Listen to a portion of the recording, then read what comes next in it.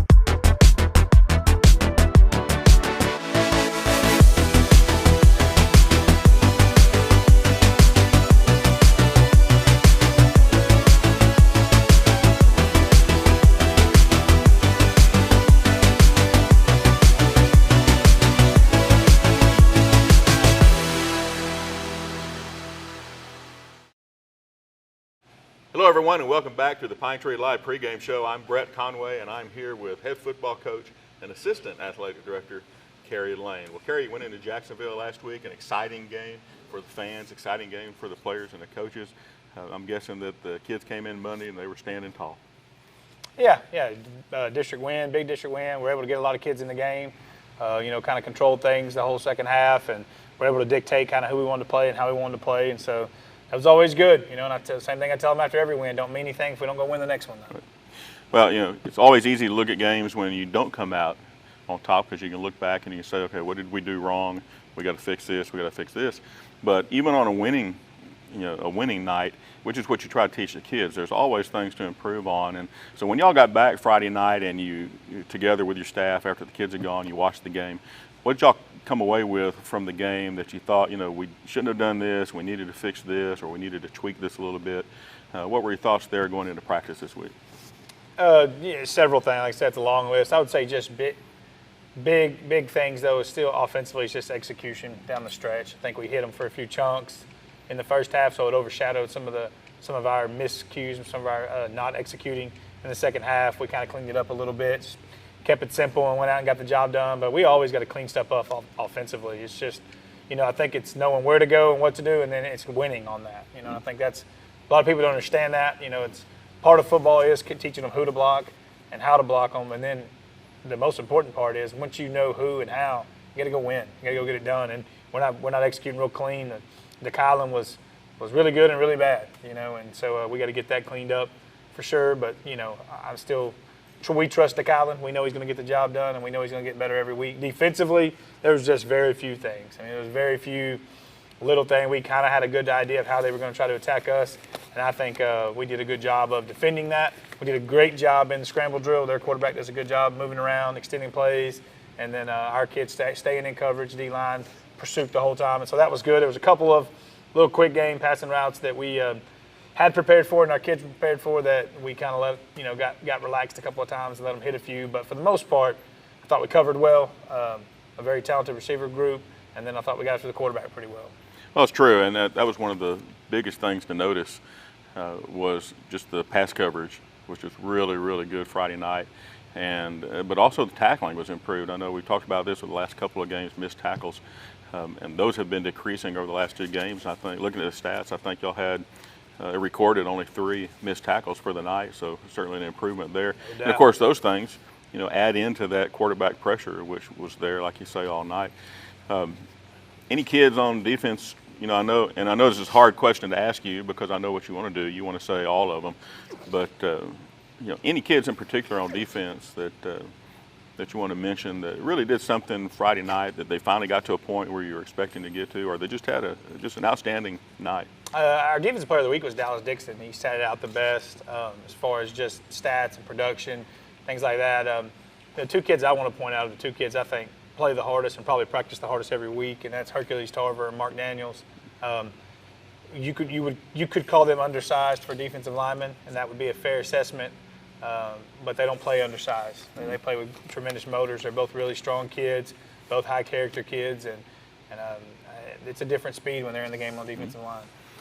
Offensively, pretty much the same thing. Receiving, Fuller had a couple touchdowns and over 100 yards, I think 123 yards receiving. And, of course, Lucas Branson had a good night as well. They're always producing. Nate Atkins got in the game the other night. Yeah, I was happy for Nate. He's a kid that hadn't played football for a few years, a basketball player, came back out. He's really done a good job of earning the respect of the coaches and the kids. And he's practiced well the last couple of weeks. So I was really happy for him to get to play more, catch a ball. And hopefully that's something that continues. He's got some ability. Hadn't played football since the 9th grade. He's kind of been one of those kids. I'm really proud of Nate. He's grown up a lot. Kids like him are what make this profession the best in the world. You get to see him grow up, and mature. And I sure hope he keeps getting better because he is practicing better. Mm-hmm. Rushing the ball, Ethan Morgan, a little quiet night.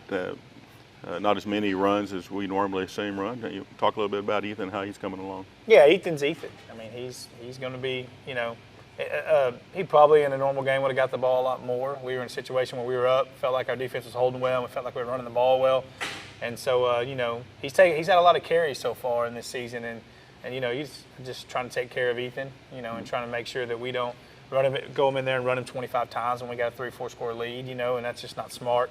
That's not good for Ethan, and kids sometimes don't understand that, but he does. He's smart. He gets it that we were in control of the game, and we didn't feel like they were going to stop us from running the ball, and we didn't feel like they were going to score a whole lot on us. So we gave, sophomore Trey Brown a chance, and he took advantage of his chance. He did exactly what young kids are supposed to do when they get their shot. He got in, made the most of it. I think he went for 135 yards and a couple of touchdowns, and so we're happy for him. Nana ran hard, got rolled up one time from the side, just kind of hit, just a little bruise, and so it's just one of those deals where there's no sense in leaving them in there.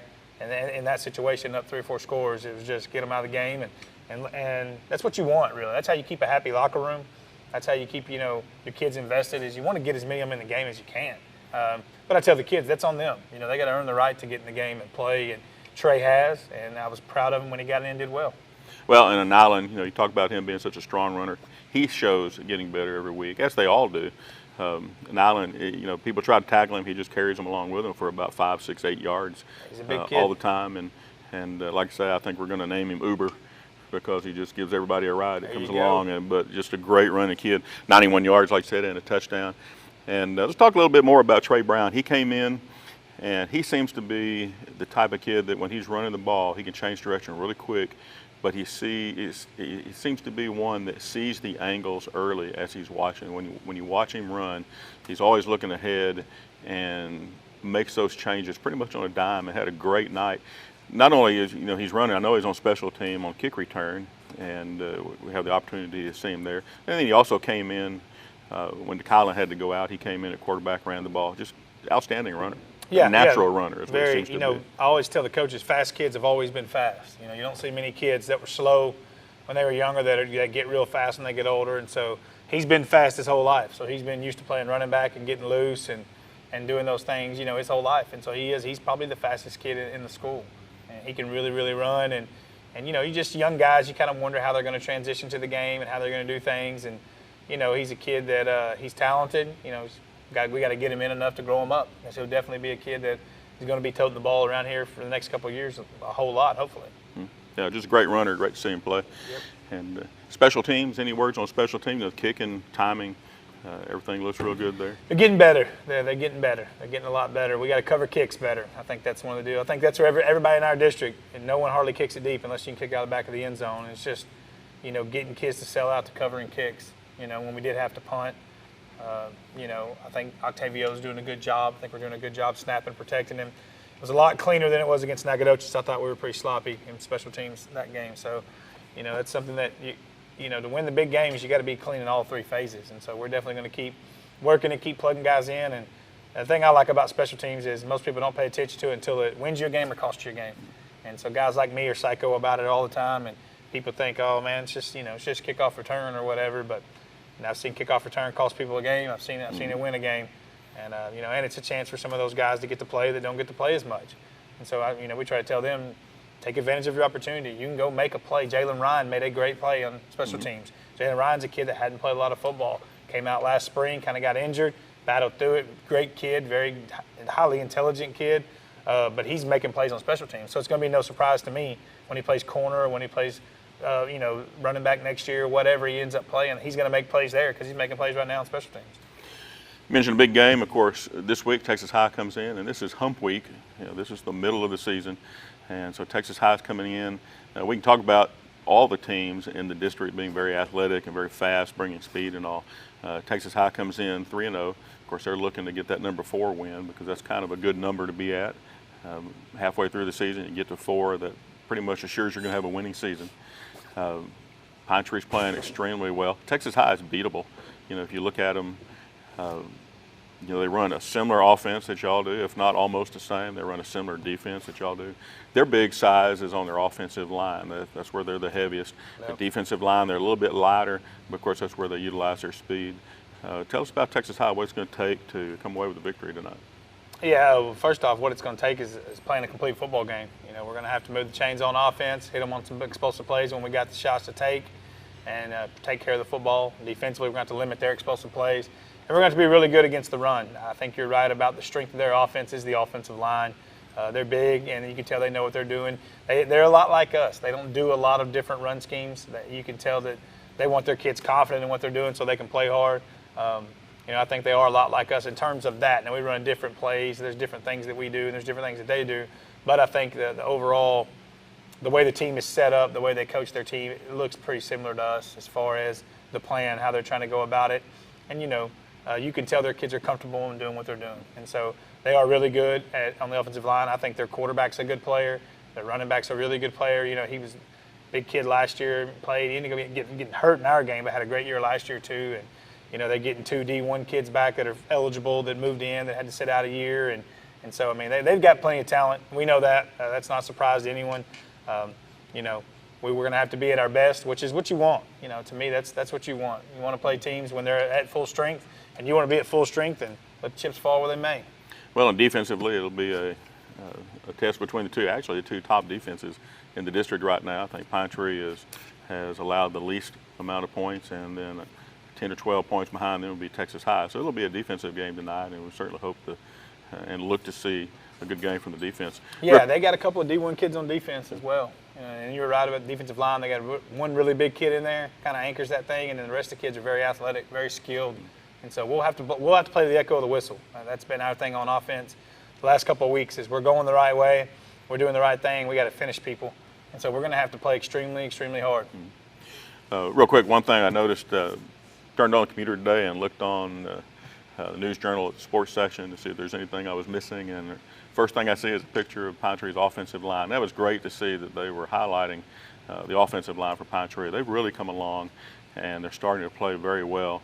And because they set up that time that Johnson has to make the plays and for the receivers to get open. And every week you see improvements with them. So. Talk a little bit about those guys on the offensive line. I know we talked about it last week, but mention their names again. Yeah, it was good. It's always good for the paper to cover linemen, offensive linemen and defensive linemen. They usually never get enough love. It's amazing in the NFL, offensive linemen play the longest and make some of the most money, and they're probably the least talked about guys. There's probably not every average day American probably couldn't list 5 offensive linemen in the NFL right now. And so it's a very thankless job, but to me it's the heart of a football team. The offensive line, it always is. If you're good up there, you have a chance to be pretty good. And we have a pretty good group of kids. They haven't played a whole lot, but they're, now they're 5-6 games in. And that group's been, we've had some tragedy with that group. We've had some sickness. We've had some injuries. And they've kind of just rotated around. They just keep showing up, keep battling. You ever come to a football practice? Man, those guys are covered in dirt and sweat every single day. There's no such thing as an easy day for an offensive lineman. And so really proud of that group, how they keep getting better. Coach Ellis and Coach Hull do a great job with them. We had 2 coaches for that because it's that important. And, I'm really proud of them. The paper didn't get. We had a couple of kids out. Brody Hodges, Pierce Mercer, and Mason Petty weren't there the day that they came. And I told the paper, I said, look, there's 6 of them you want to talk about. And we had a tight end, Brock Reddick, a sophomore in there because, tight end for us is a gifted tackle. He's a tackle that can run and catch a little bit. And he's a big, old, strong, tough kid. It's going to be really good. But anyway, they said they wanted to go ahead and do the write-up anyway, and they'd list their names in there, but they didn't get their picture in there. But we had 3 kids not listed. So, yeah, it's good. I'm really proud of that group. And I know they'll continue to get better. And, next year you're going to kind of be looking at what we looked at last year. I think you're going to have 5 seniors up there that are battle-tested and got a lot of games under their belt. And so they're going to keep getting that experience this year. And we need them to be ready this year. We got 3 good backs, I think. And I think we got quarterbacks getting better every week, and we're good at receivers. So as long as that group keeps gelling and keeps getting better, we have a chance to get explosive again on offense. I know we were talking about the Collins hand, some issues last week, but going into the game. But in the game, it didn't seem to have any problems at all throwing the ball. In fact, he wasn't throwing bullets; he was throwing rockets at times. His hand's he was really better. throwing the ball. Yeah, he had a hurt hand against. I guess he hurt it against Kilgore, and then against Marshall, it was pretty big. It was pretty swollen. And he still kind of had some of that lingering stuff, I guess, against Knack. But it's gone now. Swelling's down. He's good. So he knows where he's got to get better. For him, a very talented kid. He's got to get his feet set. And he makes pretty good decisions. He's got to make them a little bit quicker and get his feet set and drive the football. And when he does that, man, I know he's a big-time baseball kid, but his potential to be a really good quarterback is really, really high. Yeah, and that's showing every week. Well, all right. Well, tonight it's the Texas High Tigers coming into town to take on the Pirates. Texas High looking to keep their undefeated season going so far. They're looking for their number 4 win. Pine Tree looking to get their 3rd win and go 3-1 and knot things up in the district standings. And certainly be an exciting game, I think, and we look for y'all to come out on top. Certainly hope y'all do. Well, for Coach Kerry Lane and for his staff, and especially for his players, we want to thank y'all for watching the pregame show. We also want to thank Peter Chevrolet for sponsoring the show and making this particular show possible, as well as our post-game interview. And again, tonight is Texas High. They'll be in. The kickoff is at 7:30. We appreciate you watching the show, but we appreciate you more being at the games, coming out, making a lot of noise. And we'll see you tonight at the stadium. 7:30 kickoff. Pine Tree takes on Texas High.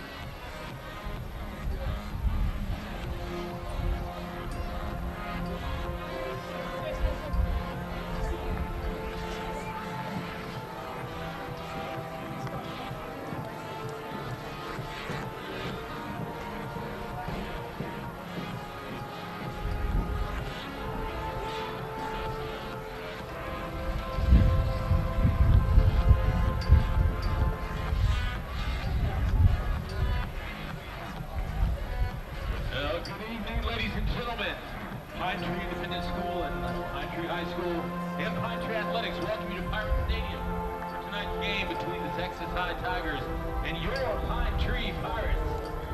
The head coach for Texas High is Jerry Stanford, and the head coach for Pine Tree, Kerry Lane. And ladies and gentlemen, I want to direct your attention to the flagpole at the north side of the field. Pine Tree High School leadership and student council would like to welcome Texas High to Pirate Stadium. The traditional friendship exchange is a symbol of our friendly sportsmanship in tonight's game. We welcome the students, the coaches, the teachers, administrators, parents, and staff to our stadium.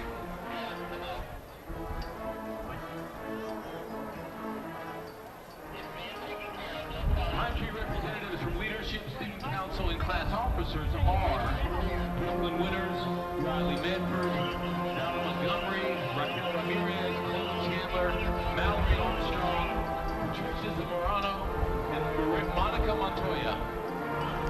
The Texas High Student Council representatives are Allison Davis, Eddie Rosales, Will Carter, Ashlyn Robertson, and Keely Lyons.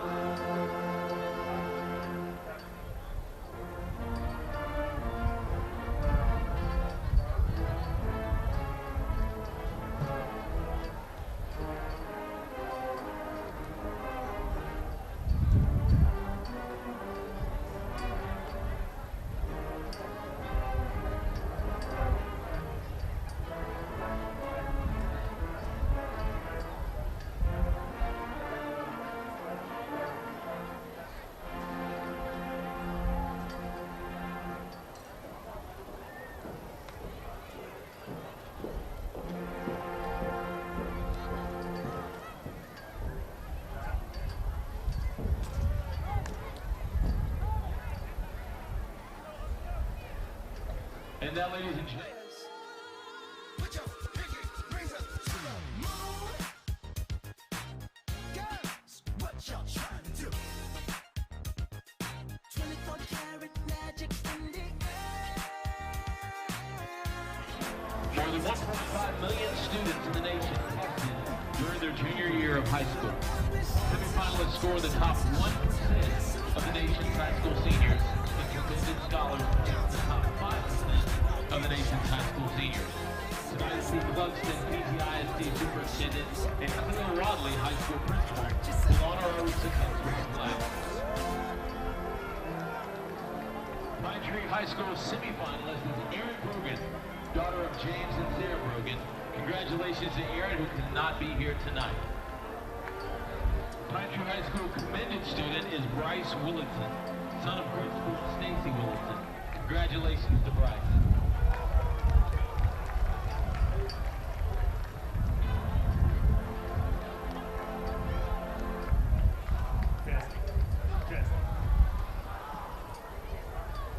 And tonight it is Pine Tree ISD's honor to present a check in the amount of $16,943 to the Greater Longview United Way.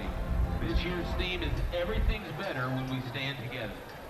Presenting the check tonight is PTISD Superintendent Steve Clugston and Shalonda Adams, Principal of PACE and ABU.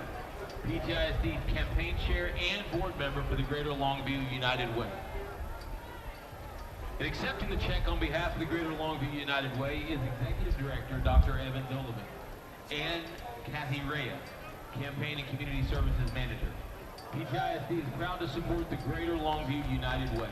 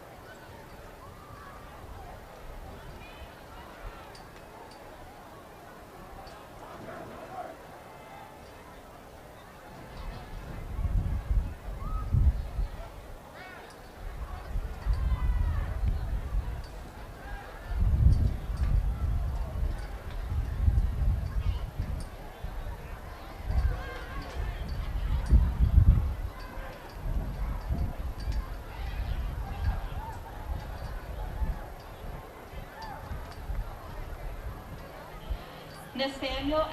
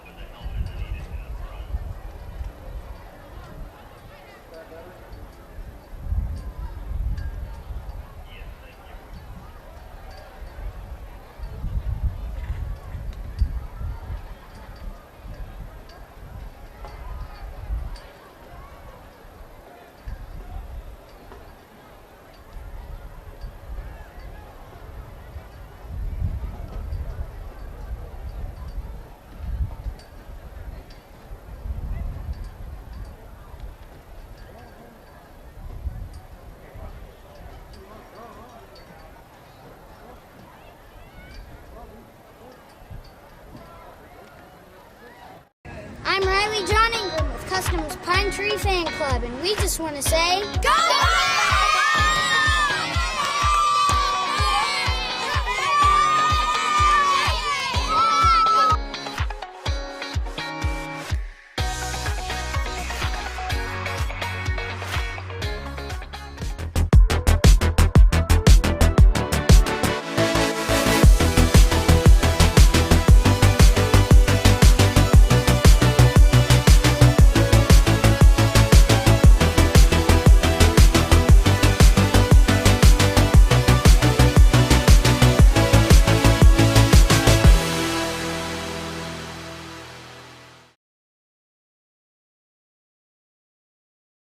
Athletes have put forth.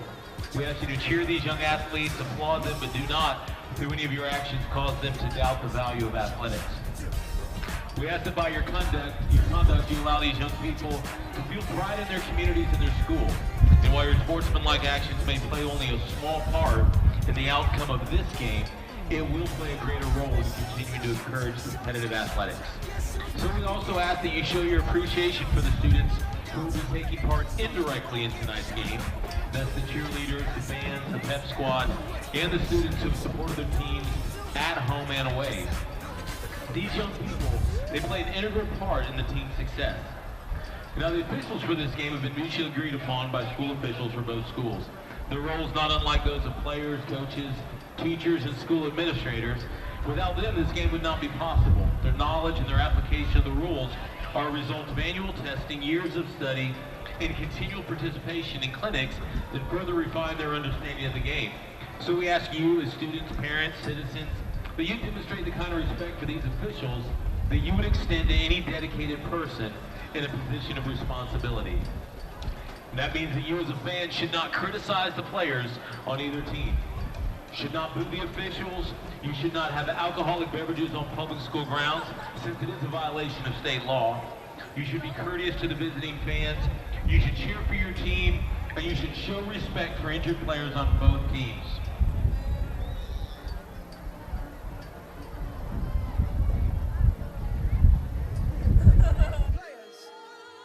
Put your pinky rings up to the moon. Girls, what y'all trying to do? 24 karat. Countless hours of preparation to win games on the field for PT, while the athletic trainers have been right by their side to help them remain ready to be at their best during athletic competitions. The Pine Tree Pride Marching Band seniors have worked from early summer to the end of each school year to provide a quality halftime show, and the color guard has put in hundreds of hours to make sure their part of the pageantry is precise, efficient, and pleasing to the eye. Your Pine Tree Precision Drill team members start the year before on their halftime performances, working through many details to make sure their routine is the best, and their cheer squad is involved in every athletic event, many school activities, and competitions to raise the spirit of the school. The Bucks bring the helmet to every game and run flags as athletic events, along with being the welcome ambassadors for Pine Tree. While the yearbook editors begin work early in July to make sure a quality book is printed for Pine Tree personnel by the next May. Finally, the culinary arts crew are always close by with a great meal. Now, we thank these seniors for their efforts in each group that you represent, and we wish you the best as you move forward and graduate in the spring. And remember, most of all, you are Pirates for life. Nathaniel Atkins, escorted by Shakita Taylor and Rashad Jones.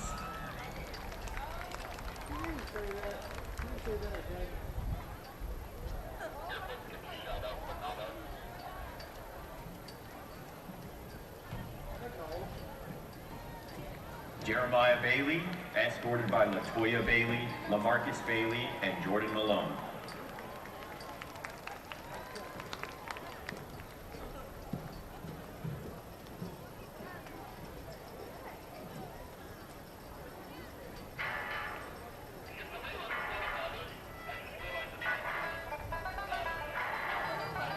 Jeremiah Blinks, escorted by Tammy Daniel.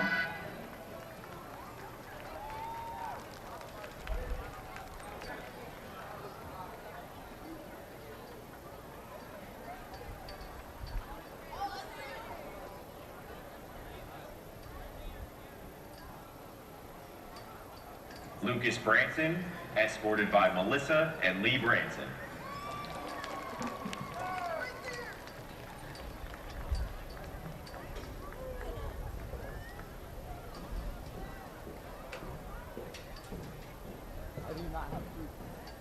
Mark Daniels, escorted by Dolores Garcia and Mark Daniels Sr.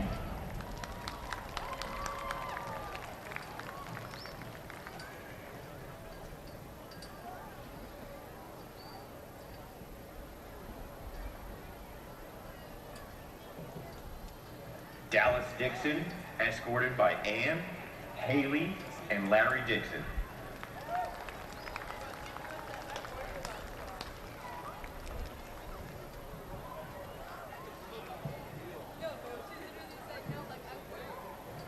Joseph Fisher, escorted by Nina, Nakia, and Joseph Fisher.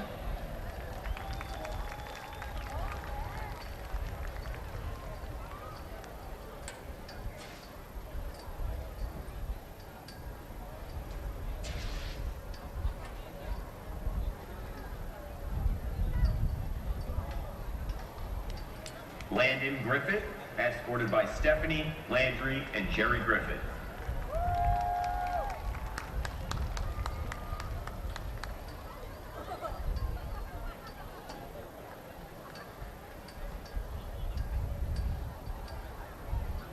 Jacob Hall, escorted by Tanya and Jeffrey Hall.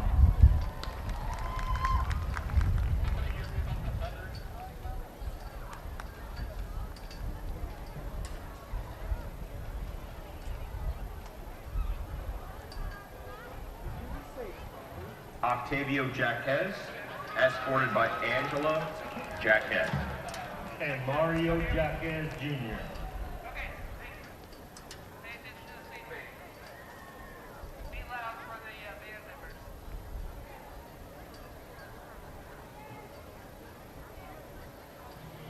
Jack James, escorted by Amanda and Rick James.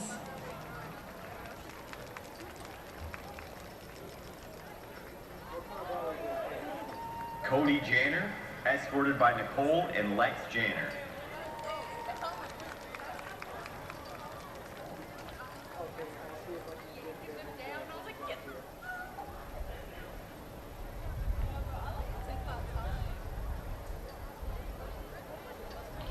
Jadalen Jones, escorted by Tracy, Jamarcus, and Jermaine Jones.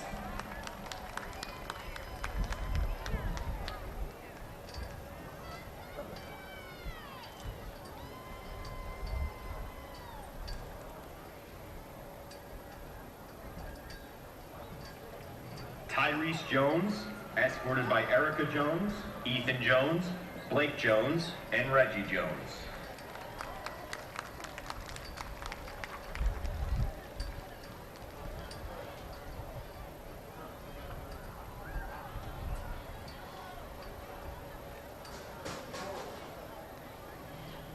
Devin Lewis, escorted by Tashima Berry, Ariel Lewis, and JoJo Johnson.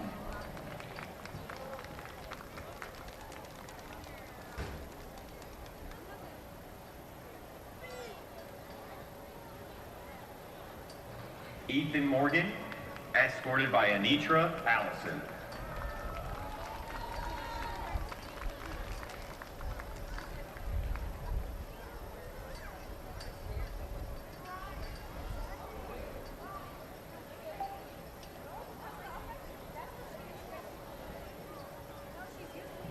Tyler Neal, escorted by Billy Hanna and Chase Neal.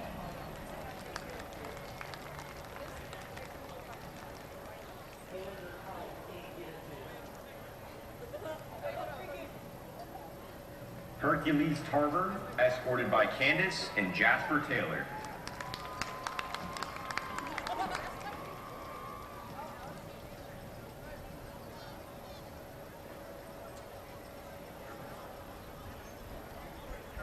Anilyn Taylor, escorted by Latoya and Devin Shaw.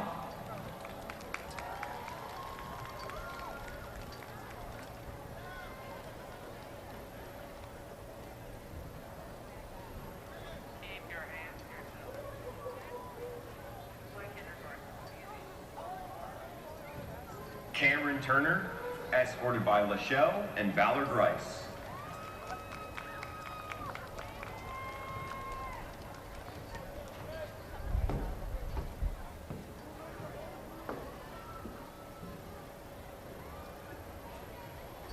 Ahmad Washington, escorted by Nikki Easton and Tasiah Washington.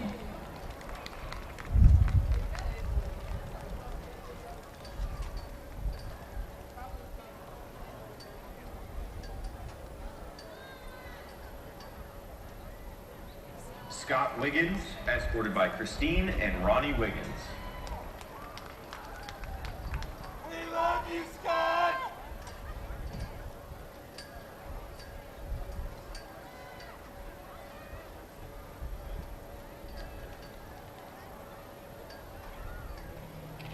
Meredith Fisher, escorted by Brian and Kelly Fisher.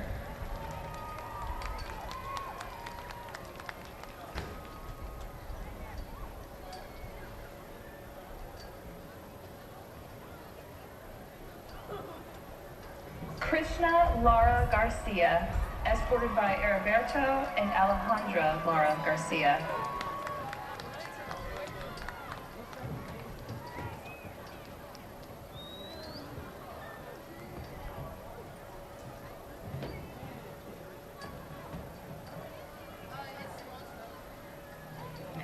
Haiti Puckett, escorted by Corey and Heather Puckett.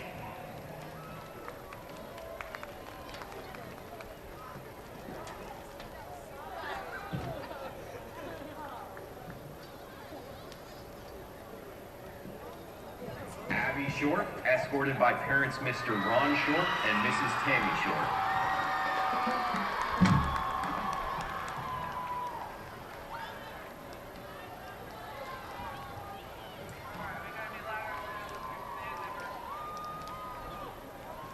Carlo Achave, escorted by parents Billy Achave and Myra Achave.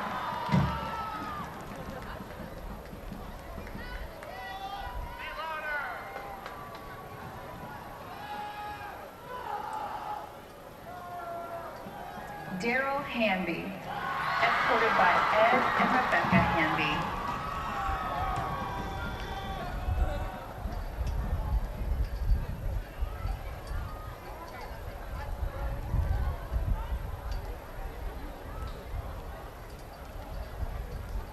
Emma Lawanson, escorted by parents Mr. John Lawanson and Mrs. Leslie Lawanson.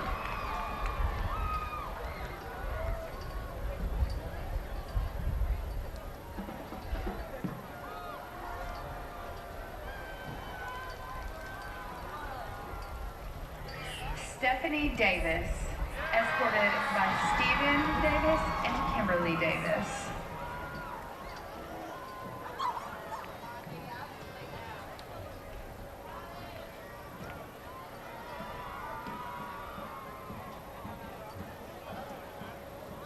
Dala Montgomery, escorted by parents Mr. Daryl Montgomery and Mrs. Natasha Montgomery, sister Deja Montgomery, and brother Dallin Montgomery.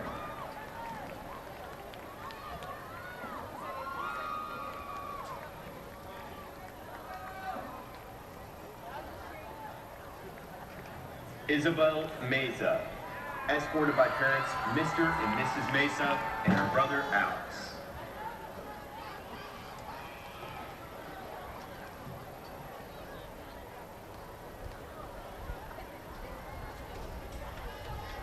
Adam Mosley, escorted by Carl and Jackie Mosley.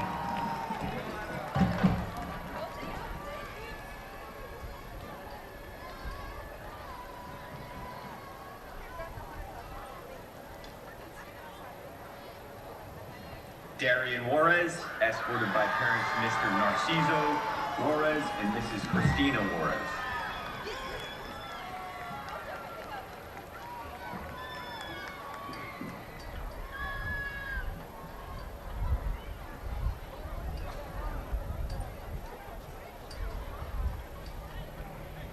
Ethan Valenza, escorted by Michelle and Frank Valenza.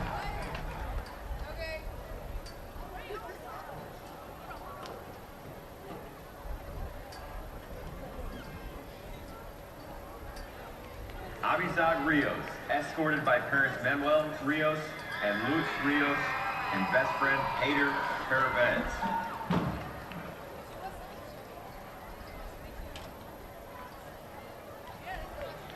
Demetria Lister, escorted by Samuel and Latanya Lister, and Nick Sanchez and Jasmine Buffington.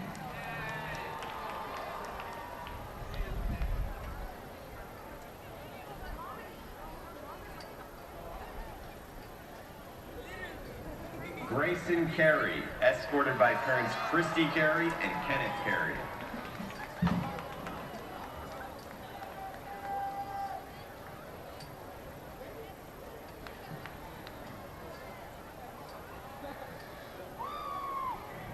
Jacorian Johnson, escorted by April Davis and Jamarcus Davis Harrison.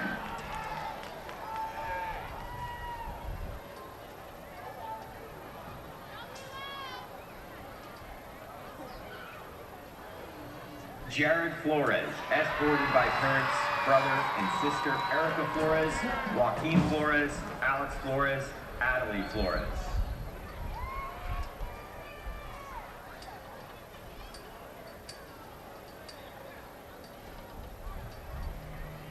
Jordan Smith, escorted by Jeffrey and Samantha Kennard. Get back to your spot. Get back to your spot. Kalila Kim, escorted by Hyunsung and Lakeisha Kim.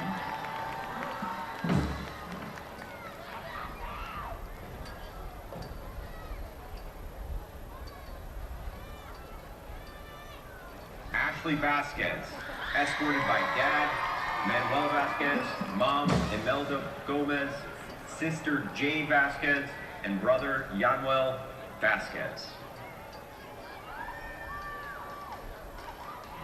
Leslie Hernandez, escorted by Ada, Aldo, and Alexis Hernandez.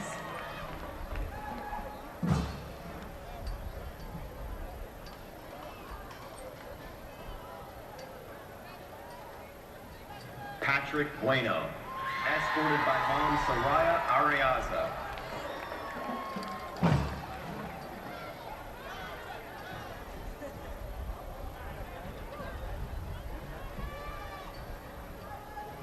Brian Diaz, escorted by Margarita and Oscar Diaz.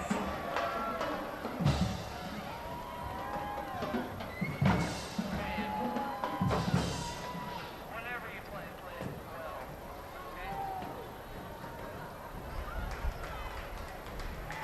Osiris Barrios, escorted by Susana Montoya and Manuel Barrios.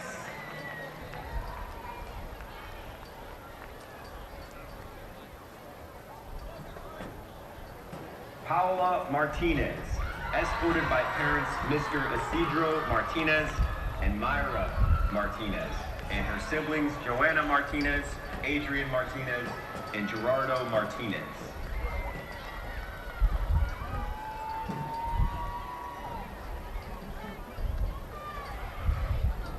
Samuel Bell.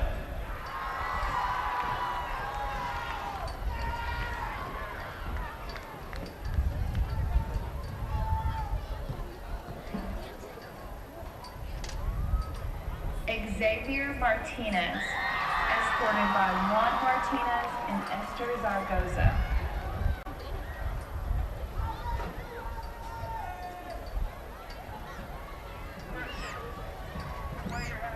Alexia Heatherly, escorted by her parents Kara Haney and Sean Heatherly.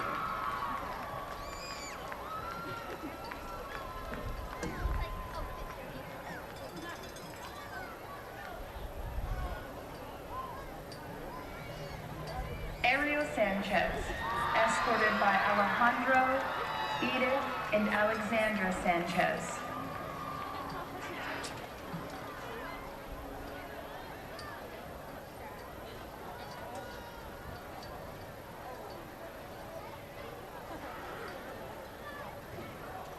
Amelia Wingfeld, escorted by her brother Michael Wingfeld, Pine Tree High School Choir Director Danielle Warren, and Pine Tree High School Color Guard Director Jared Cronk.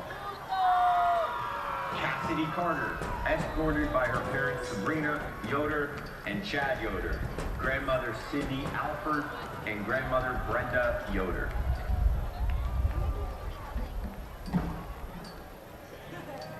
Anaya Gibson,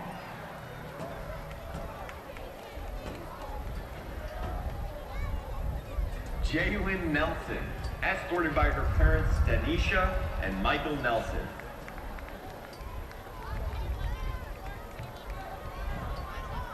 Harper Smith, escorted by Richard Smith and her nephew Cooper.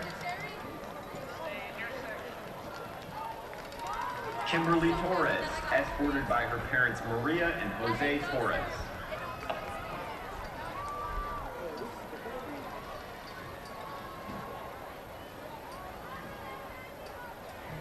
Peyton Wright, escorted by Allison and Eric Wright.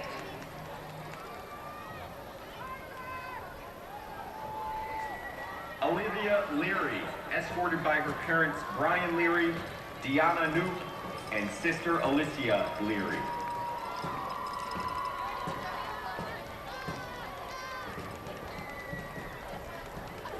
Jay Munoz, escorted by Tony and Jennifer Munoz.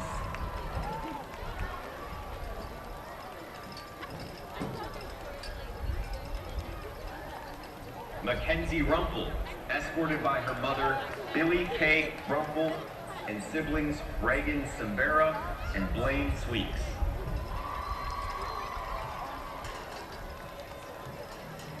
McKenna Trim, escorted by Amy Allen, Spencer, Tanner, and Kylie.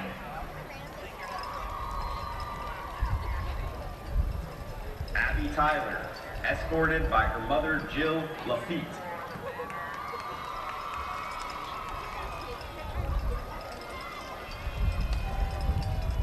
Megan Rocket, escorted by Chris and Miranda Rocket.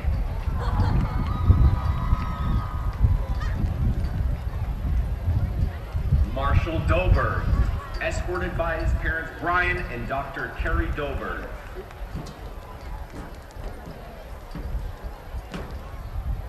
Nikos Anton, escorted by Giovanna Anton.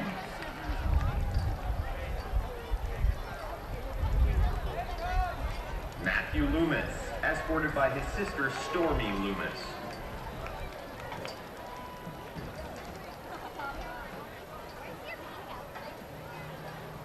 Joseph Cordova, escorted by Jose and Veronica Cordova.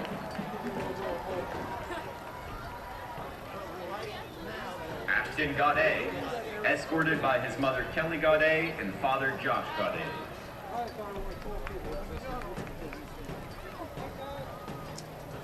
Dylan Shelton, escorted by Henry and Nina Hunter.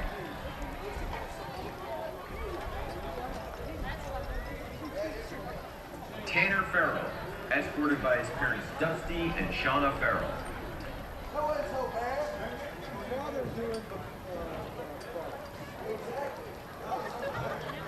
Wyatt Harris, escorted by Rachel Hall.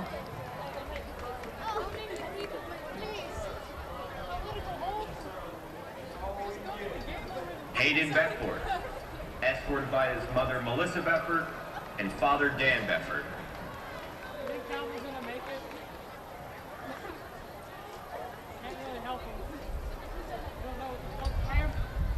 Inshra Muhammad, escorted by Sama Shams.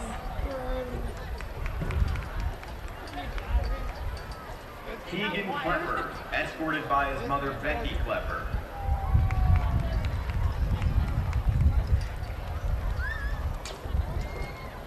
Mackenzie Rumpel, escorted by Billy K. Rumpel, Regan Sombrera, and Blaine Sweeks.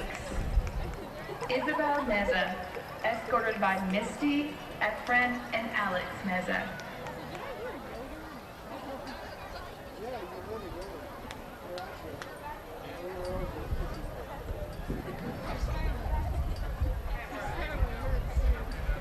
Tanaya Bray, escorted by Shamika English.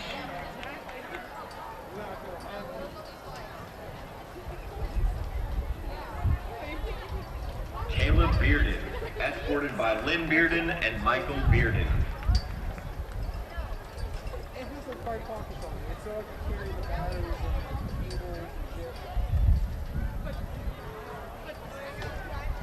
Marshall Ackles, escorted by Janice Stevenson.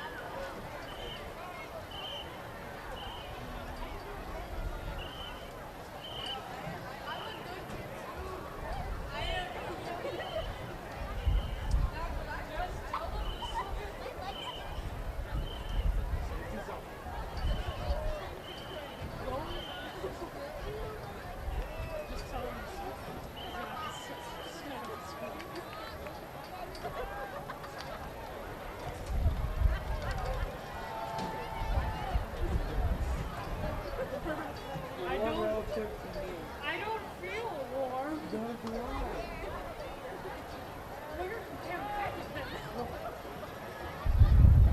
Ladies and gentlemen, we would like for any student that is in kindergarten up through 6th grade to be invited down to the field to be a part of our kickoff crew. Please chaperone your young student down to the south end of the football field to the stairs leading out to the big helmet.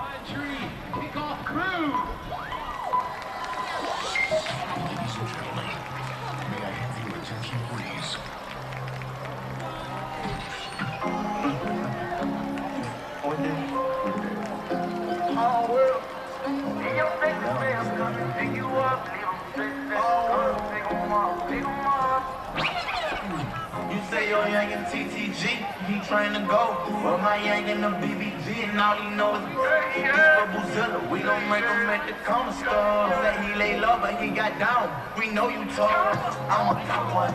You gon' work it too. They go for 15. Are you ready to 22?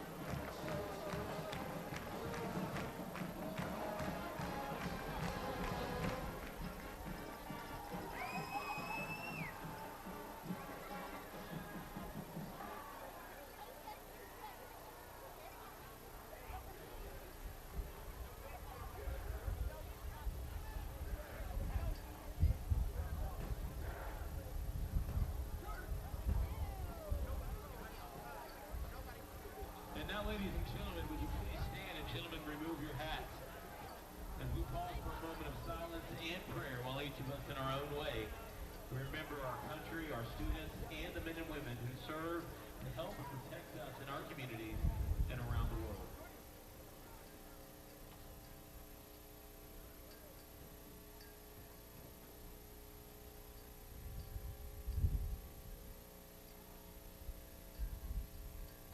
Thank you. Will now you please remain standing and turn your attention to the flagpoles in the north end zone for the playing of the national anthem.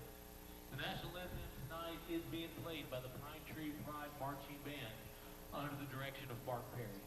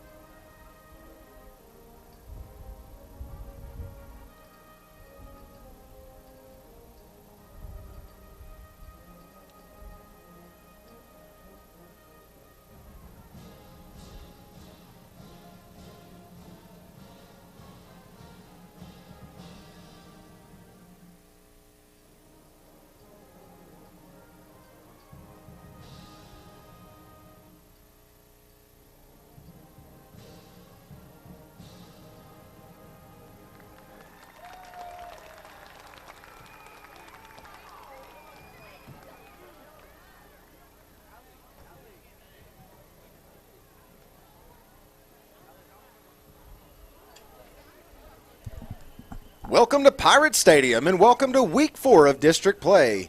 We have a matchup of defensive powerhouses. The 4-2 Pine Tree Pirates will square off against the undefeated 6-0 Texas High Tigers. Glad you're with us this evening, watching and listening on YouTube. Welcome to the Pine Tree Live broadcast. I am Michael Clements. The Pirates plan to play spoiler for the third time this season after winning another homecoming on the road last week in Jacksonville. The Pirates now have their sights set on playing spoiler to the Tigers, who haven't lost a regular season game since October 10th, 2019. The Tigers come in rolling behind the arm of senior quarterback Bryson McHenry and senior running back Braylon Stewart, who last week rushed for 107 yards and a touchdown versus Marshall. Coach Lane and the Pirates are piecing together a nice season and look to continue their winning ways and improve their 2-1 district record behind Ahmad Washington and a stout defense that has only allowed one touchdown in their last 6 quarters.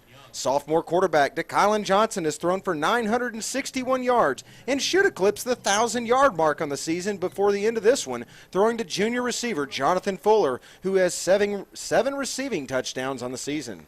As always, I am thrilled to now welcome in the brilliant voice of Brett Conway. Brett, what do you expect to see from the Pirates and Tigers tonight? All right, well, we've got a couple of even-looking teams as far as offense and defense goes. I think you'll see Texas High lineup look real similar to Pine Tree's offense as well as defense.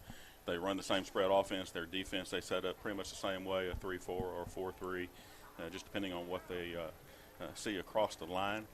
A little bit of a weight difference. If you compare the lines of course, for Pine Tree, we've talked about them, and we know what they have up front. For Texas High, most of their weight is on their offensive line, and that is why they are, of course, very successful with their running game and their passing game. You look at guys up across the line, of course, their center, he's at 260. That's Richard Jackson, and he's a junior. To his left, Nick Batten, 285, and the second one down, John Jack, he's at 265. To his right, 290. Quashawn McCullough, and 2 men down on the right side at 220. So they've got a lot of weight up front on their offense. For Pine Tree, that may prove somewhat of a challenge defensively, but I think we'll be fine on that. And it looks like Pine Tree's getting the ball first tonight. Chiquillic Brown and Amari Gary are back deep to receive, and this ball is going to go through the back of the end zone. And Pine Tree will be starting their drive from the 25-yard line. Of course, right off the bat, we want to thank all of our sponsors tonight, our pregame sponsor as well as our postgame interview sponsor, Peter Chevrolet. On the broadcast, Custom Graphics, our touchdown and extra point, Longview Orthopedic Clinic Association, Lobo Auto Sales. Our first down is Lauder's Jewelry. Our timeout is Titan Well Services. Our first quarter sponsor is Village Cleaners, Welsh Funeral Home. And also later on, you'll hear us talk about Veterans Pride, Air Conditioning and Heat, M6 Drones, PDQ America, and Mermaid Lagoon Spray, Tanning, and Pampering. Johnson looks for a pass on the first play of the game, looking for his receiver, number 8. It's going to be incomplete. Number 9, Lucas Branson. Pine Tree's going to test the waters a little bit, see what works for them. We'll see them going through and passing, and we'll see them trying some running here to see what works first and testing out, and we'll see. Second down and 10 from the 25-yard line. Johnson with Branson and Fuller up top, looking to his right. He's under pressure, and he's going to be taken down on a sack by number 3, Derek Brown of the Texas High Tigers. Derek Brown is a UNLV commit. Brown making it into the backfield, held off a pretty good while, but kind of didn't see him coming back and managed to get the sack. Our officials tonight, the referee is Darren Laird, the umpire is Lonnie Penwell, head linesman is Nathan Simmons, line judge Pat Smith, field judge is Keith Posey, back judge Tito Guevara, and side judge Jordan Young. Fuller and Branson up top again. Johnson's going to take the snap. This time he's going to hand it off to his running back, Ethan Morgan. And it's going to be a short gain on third down. And it looks like the Pirates are going to have to march out the punt team. Trying to run, trying to pass, you're going against a defense. You're looking at probably the number 1, the number 2 defense right now in the district. Pine Tree has allowed fewer points than Texas High, but they are right behind them at about 10 to 12 points. And here comes the punt. It's going to be short, right into the wind. I don't know if you can see it on the TV, but the wind is blowing steady from left to right now. The flags have been whipping. See the wind? Usually there may be something that you can tell that the wind's blowing, but I'm looking on the field and I don't really see a whole lot, but I can tell that the American flag down here and the pine tree flags next to us are moving pretty good. It is a strong wind, and I think you'll see them take advantage of that going left to right. We'll just see what happens going right to left. But punting and kickoffs are going to be interesting tonight. It is a very strong wind. The first time we've seen that this season. And quarterback back to throw first play of the game. He's going to overthrow his receiver, number 9, Blake Rogers. Texas High doing the same thing as Pine Tree, and again, they'll look real similar.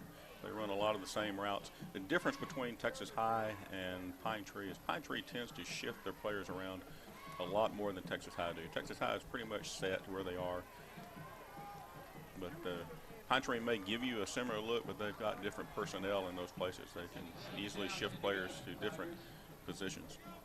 McHenry hands it off to his running back, Stewart, and Stewart's going to dive forward for a gain of about 6 on the play. Braylon Stewart, a familiar name for Pirate fans if they watched the game last year. Very good runner. I believe he was the one that got injured in the Pirate game, had an ankle injury. But a very strong, very good runner. McHenry with his first test on third down against this Pirate defense.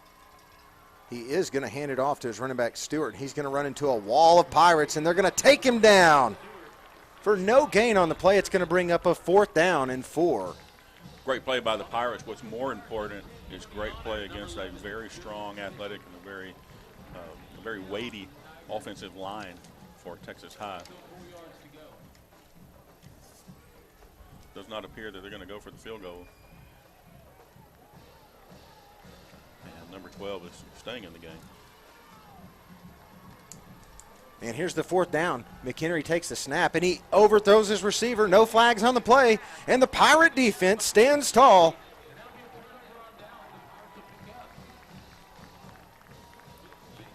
We want to thank all our viewers tonight. We've said thanks to our sponsors, and as always, we want to say thanks to the supporters who are watching the game from all around the state and actually all around the United States. Of course, as always, we've got people down around the San Antonio area, and of course our folks here in the Longview, Tyler area. And the Pirates will start this drive from their own 26-yard line. Johnson brings him back out onto the field, and he's going to hand it off to his running back. That's going to be the senior, Nylon Taylor. Nylon Taylor pick up the 5 yards. Just a really, really strong runner. He's getting better every week. As is the Pine Tree offensive line. They're getting better every week. This morning they featured them in the News Journal. And you look up a picture of some of the guys. Some of the guys weren't there for the picture, but they had a nice little article about the offensive line for Pine Tree. Branson and Fuller line up top.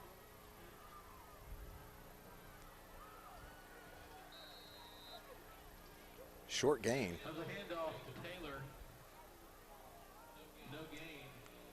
Third down and 7, upcoming from the 29-yard line of the Pirates. Actually lost a couple of yards on that play. So the 2-yard loss brings up third down, 7 yards to go.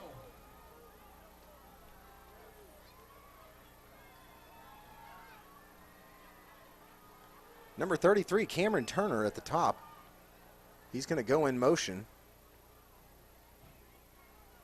Back into formation, and here comes Johnson. He's going to hand it back to Taylor, and he's not fooling anybody.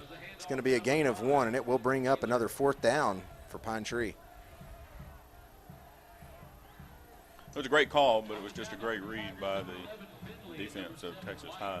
Again, our viewers actually, as well as our listeners, and we've got them spread out all around the place. I think the farthest one we have from Longview, up north, Dale, up in Ketchikan, Alaska. He listens into the games.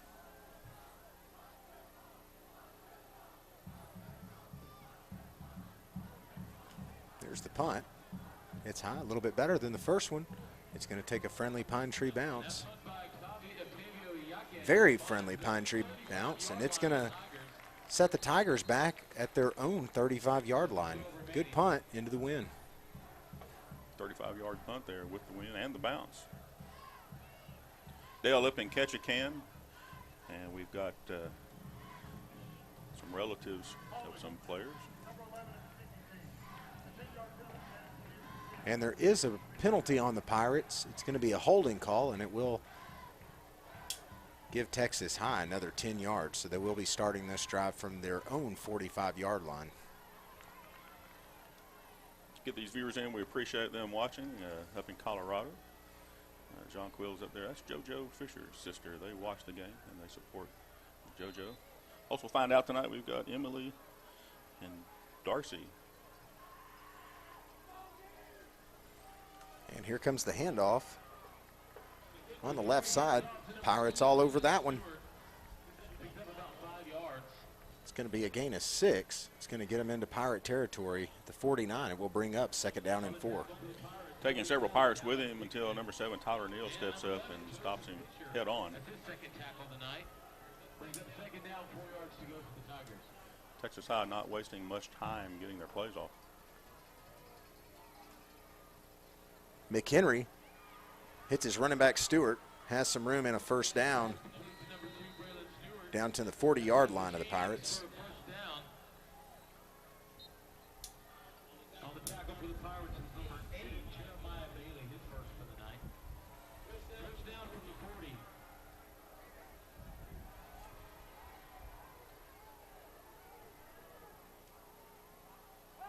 40. McHenry looking downfield.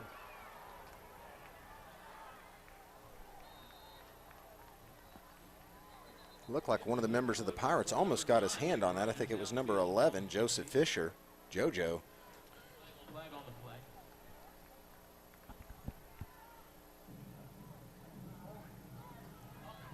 It is a holding call on Texas High. That's going to set them back 10 yards. It'll be first down and 20 from the 50. JoJo, a senior night. Also, all these kids that came out early for senior night, they went across before the game started. Dallas Dixon, a senior, his sisters are listening in. They listen every week along, his sisters and his nieces and nephews, and they pass along their congratulations on senior night to Dallas Dixon. And that would be, actually, one of them was up in Washington State and one of them was over in Utah. So Alaska, Washington, Utah, Colorado. Thank you again to our first quarter sponsors, Village Cleaners and Welch Funeral Home. McHenry tries to go up the middle on this first down and 20, and he's got some yardage. He's back to the original line of scrimmage, and he's still going. And he's going to be close to a first down at the 30-yard line, waiting on a signal.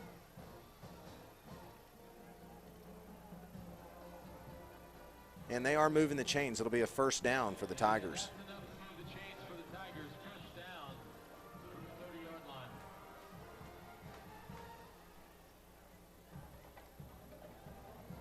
6 minutes to go in the first quarter.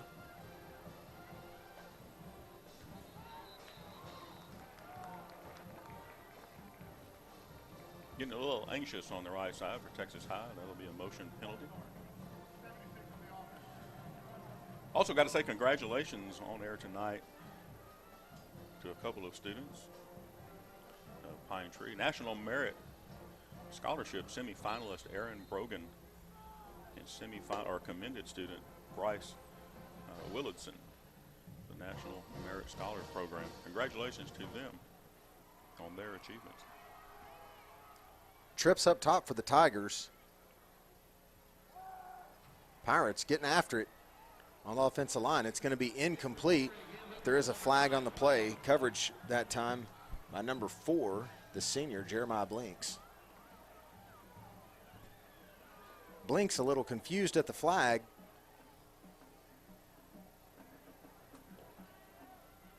See what they call.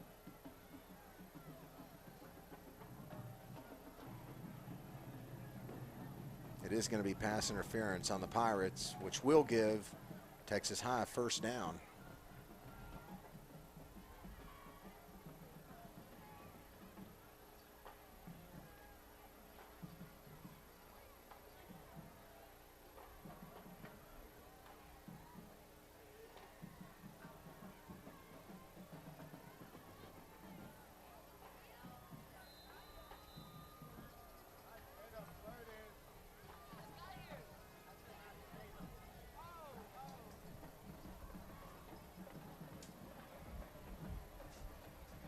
5:53 to go in the first quarter. First down and 10 for the Tigers. Hands it off to Stewart up the middle. He's got some room and the momentum. He's going to be down at the 1 yard line, just shy of the one. Looks like number 7, Tyler Neal.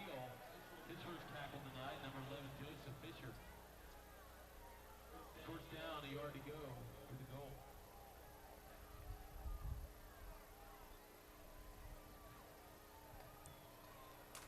First down and goal for the Tigers. Hand off to Stewart again. He's going to be stopped just short of the goal line. It's going to bring up a second down and goal from the 1.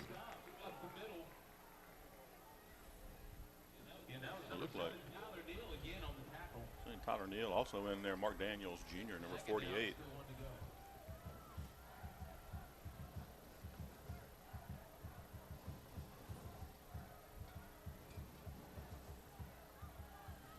Of course, they're sending in their other running back now. This will be number 32, Trent Kelly.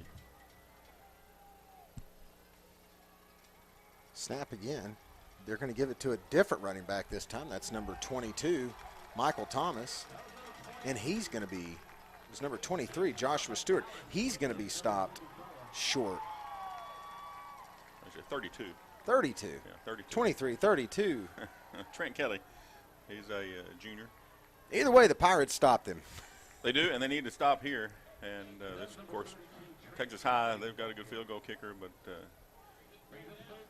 they stop him here. I think you'll still see them take two plays to try to get it into the end zone early in the game. They're about a short 2-foot putt away from getting into the end zone. Pirate defense trying to stand tough.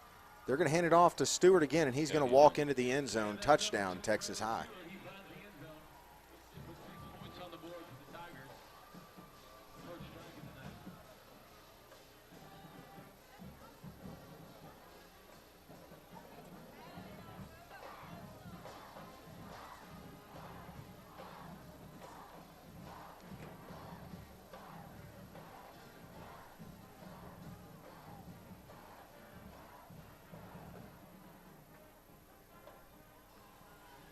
And the kick is good. It's going to make it 7-0 here at Pirate Stadium. 3 minutes and 55 seconds left to go in the first quarter. Number 42, Austin Miller, does the kicking for Texas High. They actually have 2 kickers on their team. Number 41, Hampton High. They also play 2 quarterbacks, but the junior quarterback, number 10, he's listed as quarterback, but he's also playing wide receiver. That's Cody Reese. Don't know that we'll see any razzle-dazzle tonight if he tosses it back and we get a double pass play. But Pine Tree will need to be watching for that. A lot of wind behind them on the kickoff, but Texas High likes to do this a little short. They'll do an onside kick. They like to do the little pooch kicks just like Pine Tree does. So Pine Tree will need to be ready up early for that.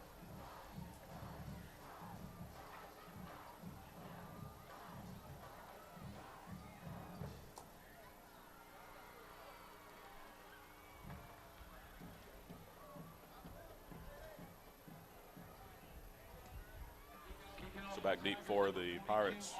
Number 6, Amari Gary. Number 19, Trey Brown.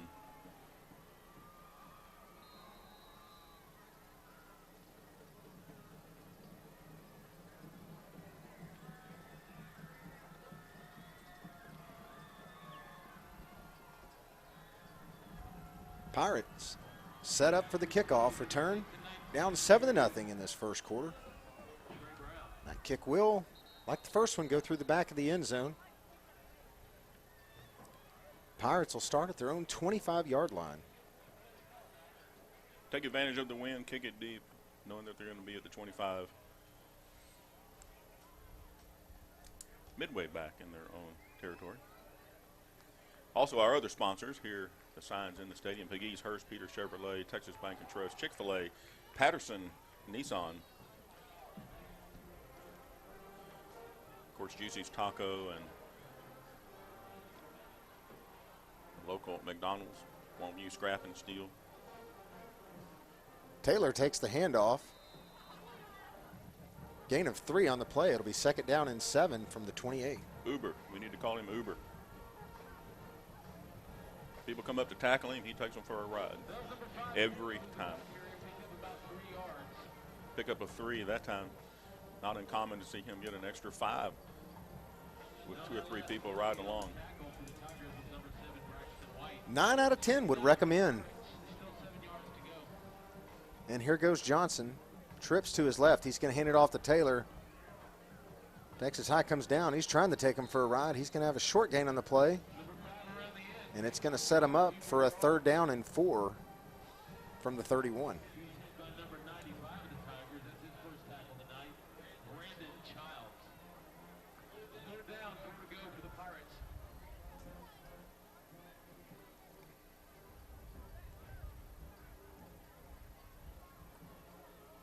The Pirates would love to move the chains here and get their first down of this game.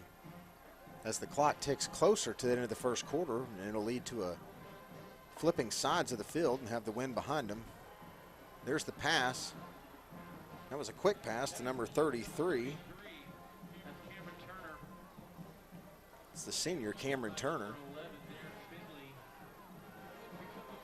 Texas High putting pressure on Kylan Johnson, able to get the throw away. And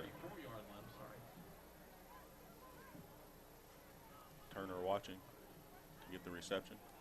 4th and 2.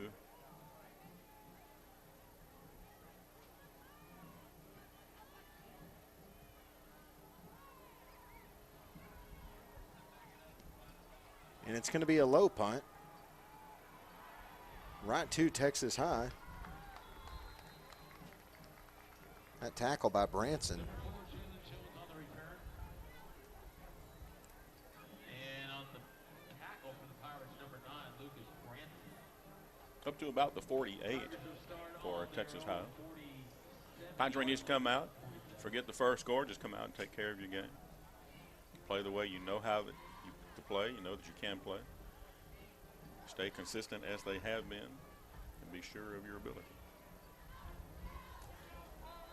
1:52 left in the first quarter. Tigers leading 7-0. Texas High with 3 receivers are going to throw it back, and they're setting up There the it trick is. play, and they're going deep, and he's going to overthrow his receiver. That was intended for number 9, Blake Rogers, who was wide open. Incomplete, though. Pirates dodge a bullet there. And there we go, the number 2 quarterback throwing the double pass. A little razzle-dazzle that you had to watch out for.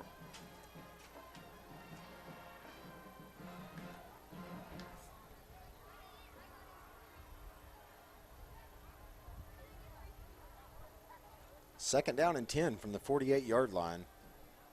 Minute 45 to go in the first quarter. Big stop for the Pirates. No gain there on the play. May even be a slight loss. It'll bring up now 3rd down and 10. Just a great hard hit there by number 44, Dallas Dixon. Also in to help him on the tackle, number 48, Mark Daniels.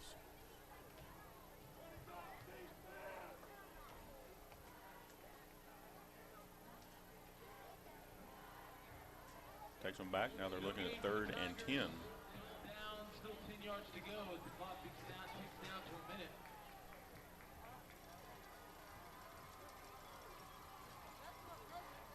This first quarter brought to you by Village Cleaners and Welch Funeral Home.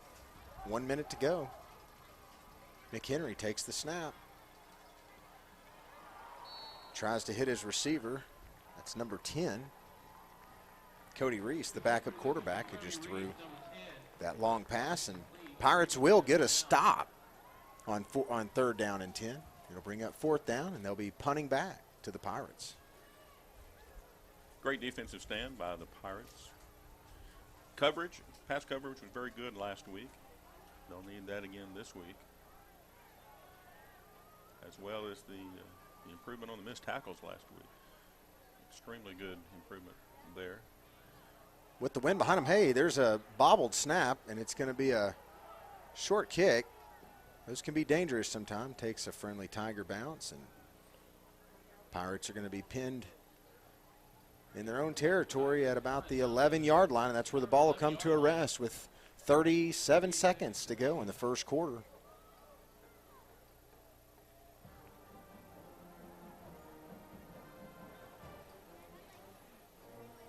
And again, our other sponsors, we want to make sure we get them all in. Mack and Hansen Orthodontics. well as Eastman Credit Union, Total Mold and Asbestos, and the Texas tradition, Whataburger.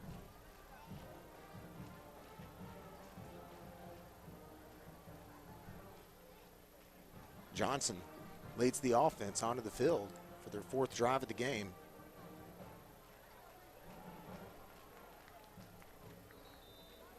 Number 5, Taylor on the carry. Taylor on the carry. He's going to have a game of about 4 yards.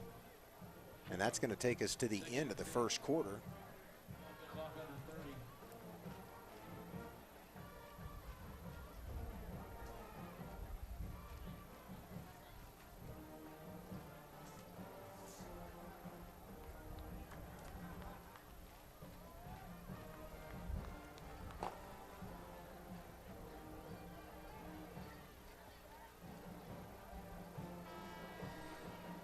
And there's the horn for the first quarter. We're here at Pirate Stadium. The Tigers of Texas High are on top of the Pine Tree Pirates, 7-0. Thank you again to our first quarter sponsor, Village Cleaners and Welch Funeral Home. And we have an amazing place right here that's dedicated to keeping them healthy. At the Heart and Vascular Institute of Longview Regional, you'll find private rooms specially designed for our...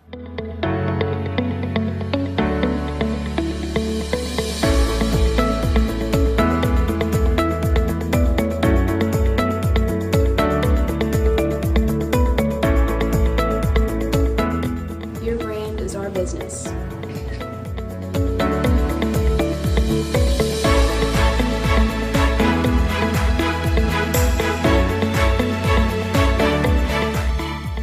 You bring it, we'll brand it. I'm Riley Johnny, and I approve this message.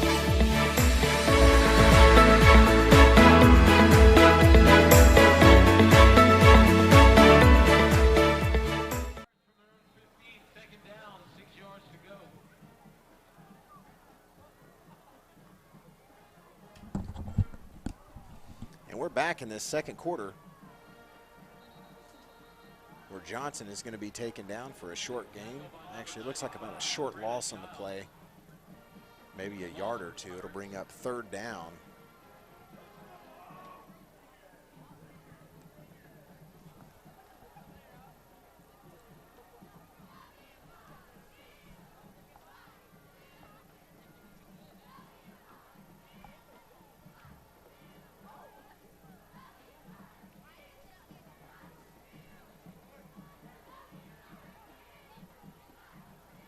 Pirates have already punted 3 times in that first quarter, looking to get something going. It's 3rd down and 9, and Johnson's rolling out to his right. There's pressure immediately there, but they set up the screen pass. Texas High not being fooled on that one. It'll be 4th down now for the Pirates, who now will have the win behind them for the next quarter. We want to thank you for tuning in for another week of Pine Tree Live. We thank you, the listener and watcher of YouTube, for tuning in and watching our broadcast. Hope to bring you a Pirate win tonight. And here comes the punt. Texas High getting after the punter. Good punt into the wind. It's going to take a friendly bounce.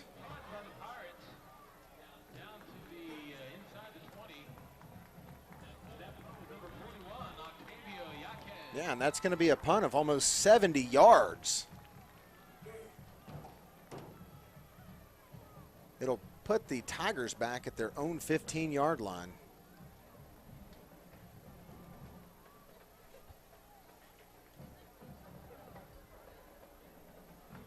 Ladies and gentlemen, that was a 71-yard punt.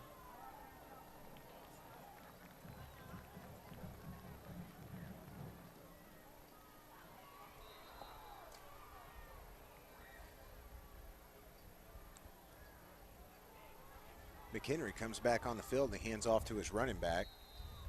He's going to have a gain of about 8 yards on the play. Bring up 2nd down and 3. Also on the tackle, number 31, Ahmad Washington. That's his first for tonight. 2nd down, still 3 yards to go for the Tigers.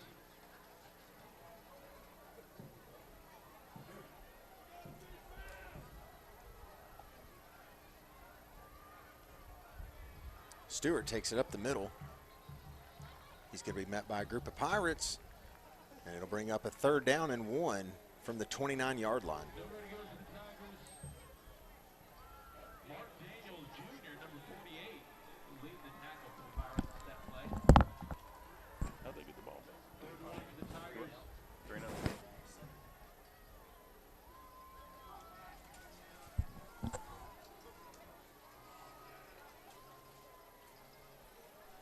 Third down and 1. And we've got some movement on the offensive side of the ball. That's going to push the Tigers back 5 yards. That'll help out the Pirates. It's going to make it 3rd down and 6 now from the 19-yard line.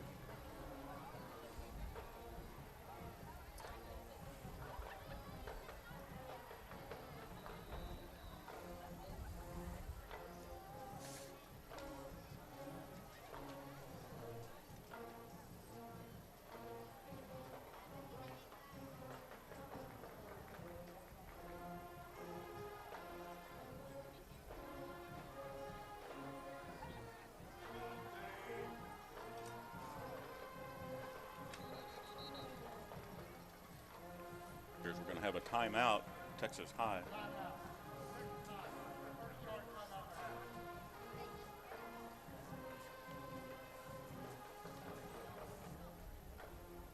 Of course, our timeout sponsors tonight, Titan Well Services. Appreciate their support of Pine Tree ISD and Pine Tree Athletics.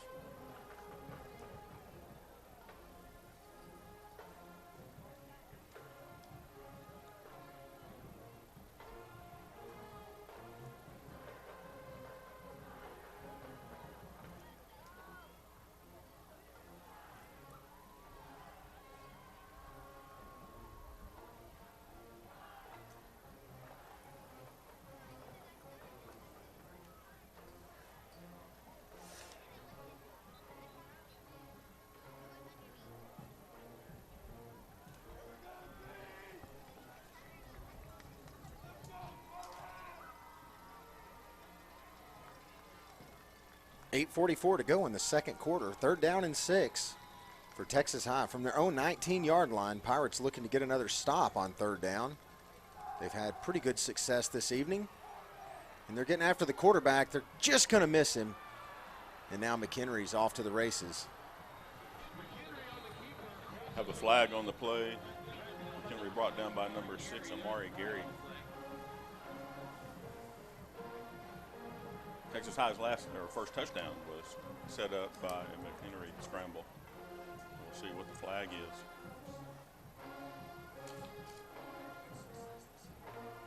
Officials are having a conversation at the 45-yard line. They've broken their huddle and they're coming out. No foul. The wind blew the flag out of his pants. Pretty strong wind down there, Michael. Still blowing. And the Tigers are going to have it at the 45 of the Pirates. 1st down and 10. 8:36 to go, second quarter. McHenry, quarterback keeper, around the right side. McHenry on the keeper again. Brought down by number 7, Tyler Neal. Taken down that time by the senior Tyler Neal. Tyler Neal has been having some very good games here lately. The last couple of games, we've heard his name called a lot. Works really hard at practice.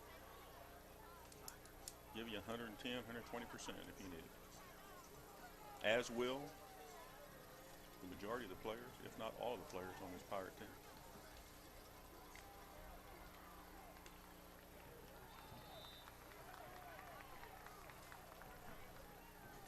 Good stop by the Pirates there on number 2, Braylon Stewart. Number 31, Ahmad Washington. Ahmad Washington, number 31, as you can hear, making the tackle. Ahmad Washington had a big week last week, wearing a little bit different number. Sporting the number 17 last week. Stewart's going to take it again, and he's going to be met that time by number 11, JoJo Fisher. JoJo wrapping him up from behind and hanging on and pulling backwards and getting a little help from some other Pirates. The rest of the crew of Pirates, we'll see what they do. It looks like they're going to go for this here. They're not going to punt.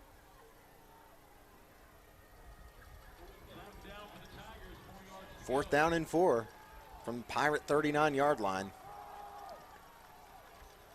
McHenry with a spread formation.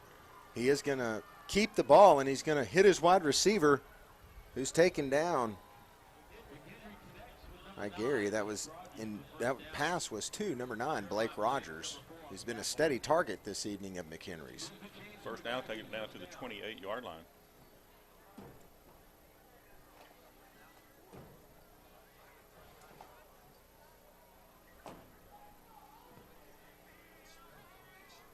.6:30 to go, second quarter.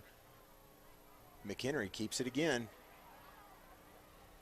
Had a hole, and he's going to keep running. Tough to bring down.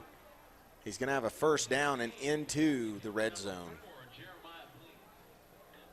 Tackle by Jeremiah Blinks. And it's going to be a Pine Tree timeout brought to you by Titan Well Services. Pirates going to need to step it up and catch hold of Jadalen, number 12, that's bracing McHenry. We proudly support the Pine Tree Pirates athletic programs and fully recognize the impact they have on our young student athletes. Next time you're in the market for a vehicle, A lot of the success that Texas High has had so far tonight has been on the legs of McHenry. Good luck this season. We've got your back. We are all in.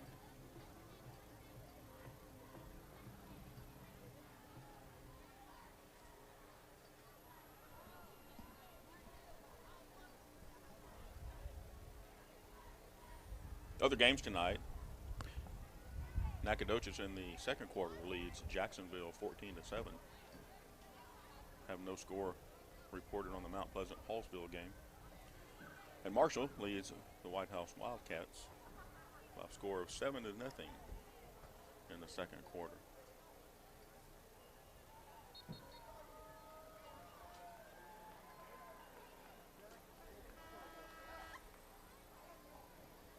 Important game, hump week in the district. This is the number 4 game. This is an important game across the district.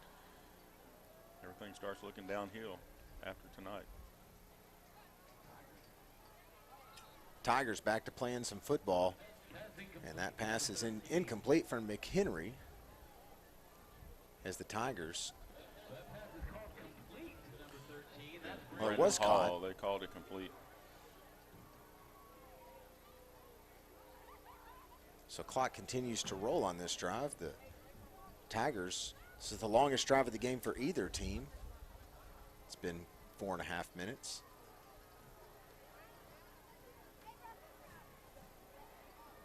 And handoff to Stewart, and he's going to get into the end zone for Texas High. That's going to be another Tiger touchdown for the running back, Stewart.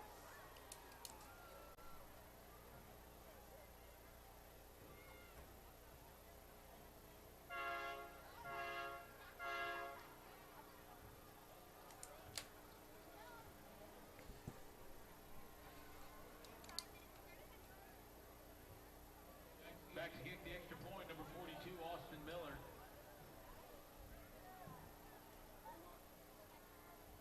Miller's extra point is good, and it's going to make the score 14-0 Tigers here at Pirate Stadium. 5 minutes, 30 seconds to go, second quarter.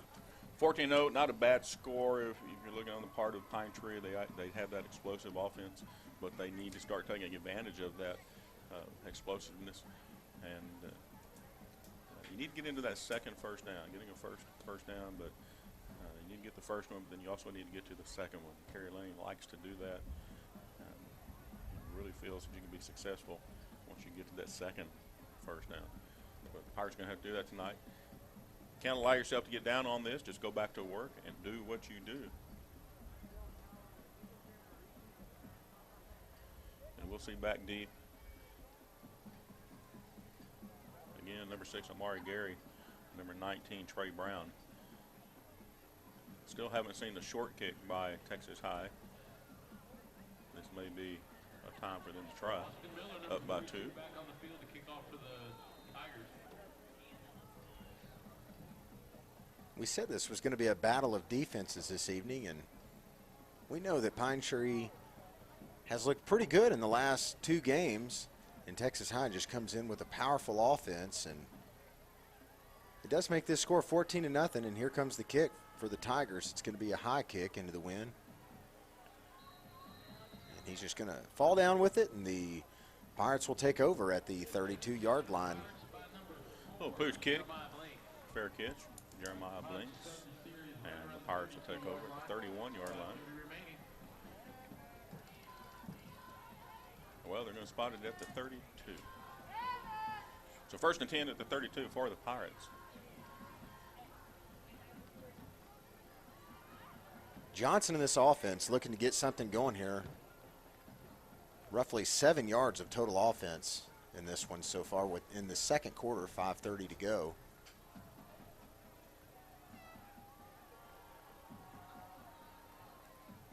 From their own 32, Johnson drops back the pass, and that one's going to be picked off by number 22, the senior Michael Thomas of the Tigers.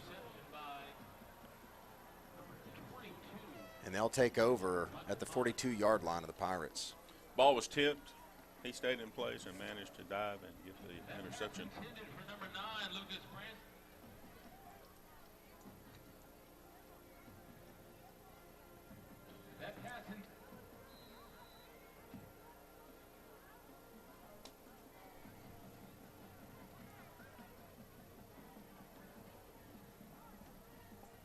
For the first time tonight, the Tigers will start in Pirate territory after the interception, up 14-0.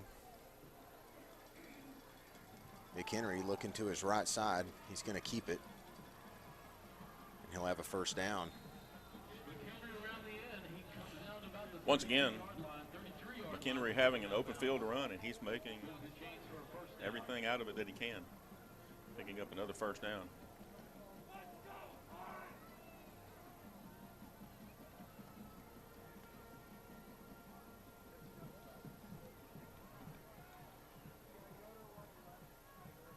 Good coverage by the Pine Tree defense, with the exception of stopping the run of quarterback McHenry. And we've seen that on each drive so far tonight. First down and 10. And that handoff goes to, looks like number 32, Trent Kelly.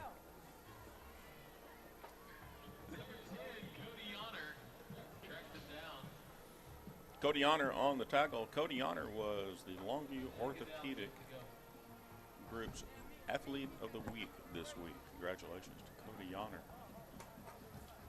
with that honor. McHenry passes, hits his receiver, number 13, Brandon Hall. He's brought down by number 31, Ahmad Washington.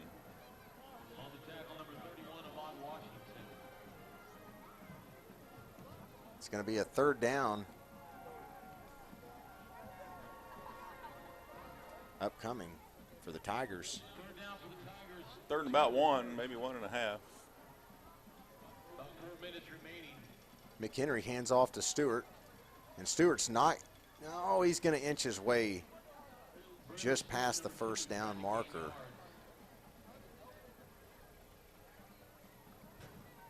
They'll make it out to about the 28-yard line is what they're showing, and that'll be a first down for the Tigers. Initial hit by number 21, Tyrese Jones.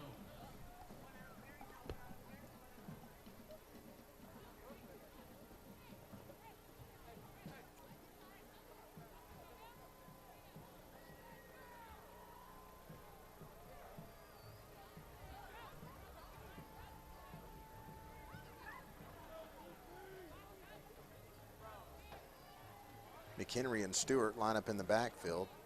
Had movement on the line, but no flag. And he's looking towards the end zone. And good coverage But they're going to that call time by Jeremiah Blinks. pass interference in the end zone. There is going to be a flag. Texas High had a little movement on the right side of the line, but that's not going to be the call. They're going to call pass interference on this one.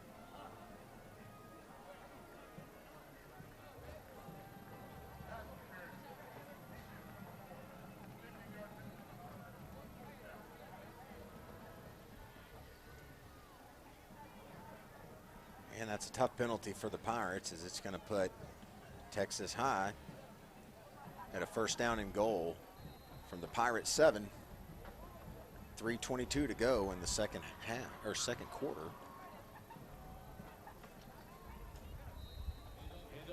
Short handoff. Minimal gain on the play. Second down and goal. There on the tackle, number 10, Cody Honor, number 11, JoJo Fisher. I believe also Mark Daniels in on the tackle.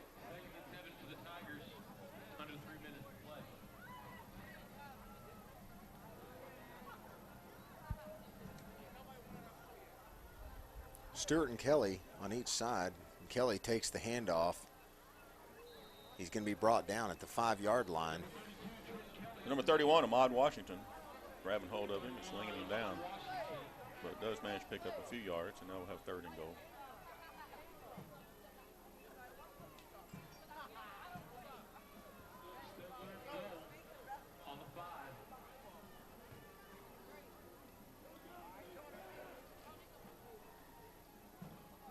The second quarter brought to you by Veteran Pride, AC and Heat, Welch Funeral Home, and M6 Drones.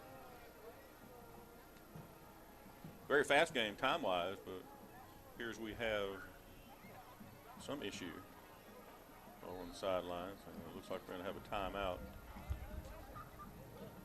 It'll be a timeout by the Tigers with 1:59 to go in the second quarter. Tigers on top, 14-0. It'll be third down and goal from the 5-yard line when we return.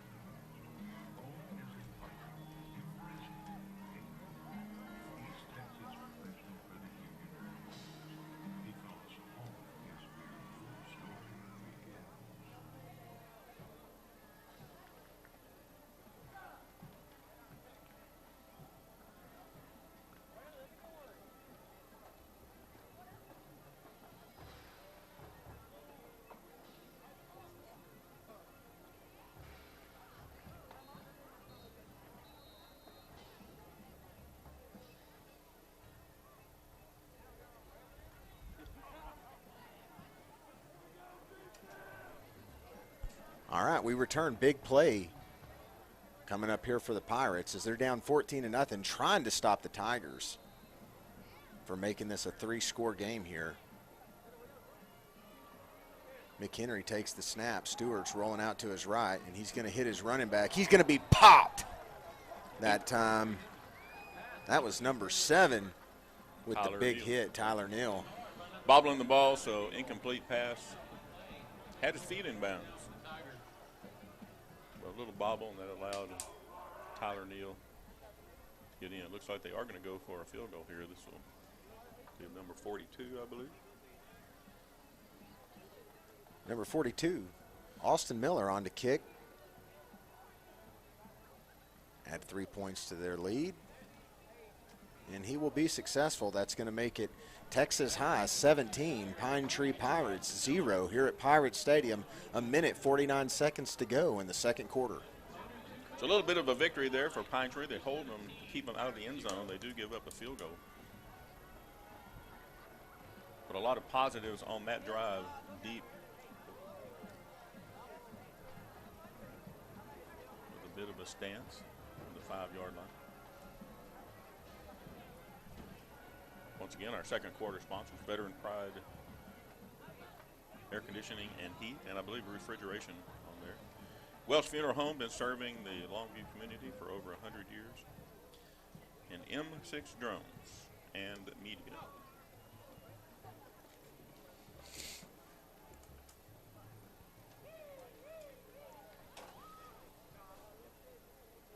Minute 49, Pirates get the ball, see what they can do to make happen. It'd be great if they could score quickly. We got number 6, Amari Gary, along with number 19, Trey Brown. It's going to be back deep for the Pirates.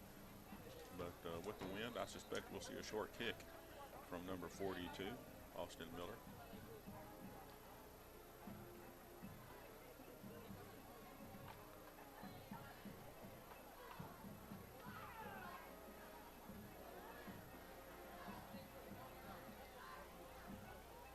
And there's the kick from Miller. It'll be a fair catch. Number 4, Jeremiah Blinks, calling for the fair catch. Okay, so the Pine Tree Pirates have the ball again after an interception on their last drive, down 17-0, minute 49 to go in the second quarter. Looking to score here as the Tigers do get the ball whenever we return from halftime. White House and Marshall tied up at 7 apiece. Nacogdoches leads Jacksonville 14-7. Johnson hands it off to Morgan. He's going to be met immediately. Gets back to the line of scrimmage. Darren Finley of the Tigers with the tackle. Second down.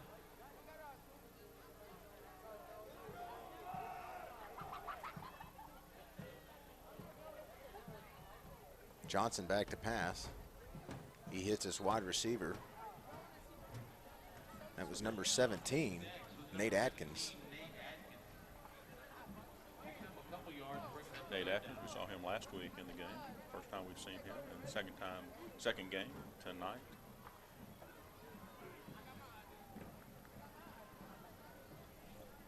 Third down and 8 from the 27-yard line.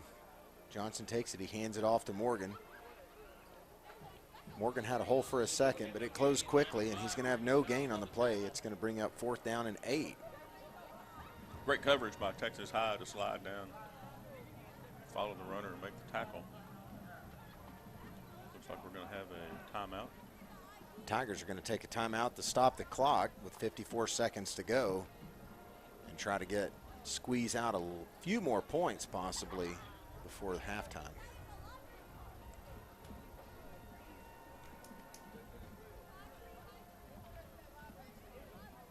Have not seen the Pirates air it out yet, really, that much. I think maybe first play of the game. But there has been pressure by Texas High in the backfield, causing Kylan to rush some throws. Certainly the one that was picked off, Kylan under pressure had to get rid of the ball fairly quickly. Of course, then it was tipped, which led to the interception. So we'll look to see if they go to a couple of passes here. 4th down and 8, or 4th down and 9, it appears, about 8.5.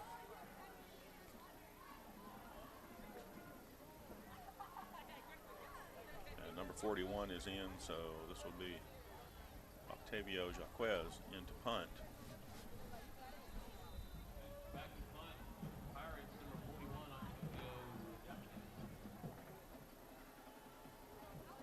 Octavio. Jaquez with the punt. It will be scooped up by Jalen Jones, and he's going to get it back out to around the 47-yard line of the Tigers, and that's where they'll take over. 41 seconds to go, second quarter. On the tackle, number 11, JoJo Fisher. Number 23, Landon Griffith, and number 33, Cameron Turner, all three wrapping him up to get him out of bounds. 41.6 seconds.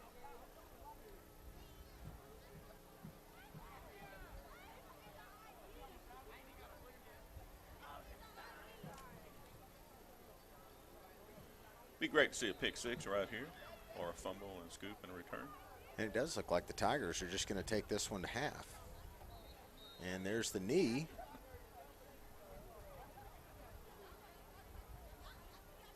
And it does appear the game clock is going to be ahead of the play clock.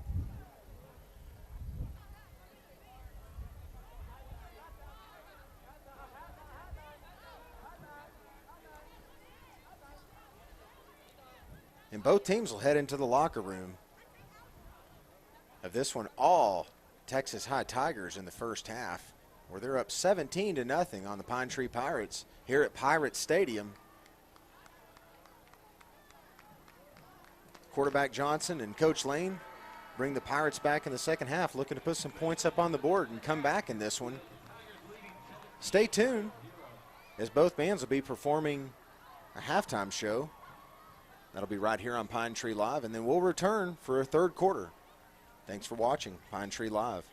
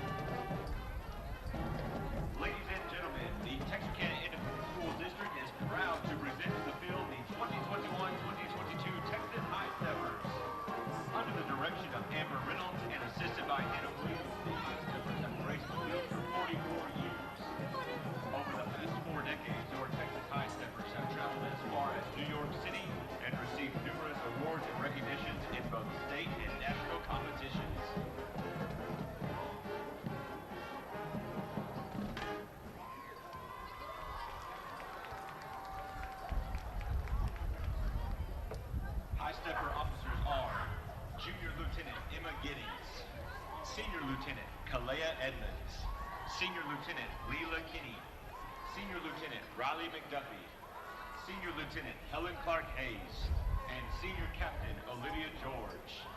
The Texas High Stepper of the Week is Junior Social Officer Ava Simpson. Our Teacher of the Week is Daniel Francis. Thank you, Mr. Francis, for all you do for THS. Our performance tonight is dedicated to you. Tonight, the Texas High Steppers will entertain you with their palm routine to high hopes. Ladies and gentlemen, the Texas High Steppers.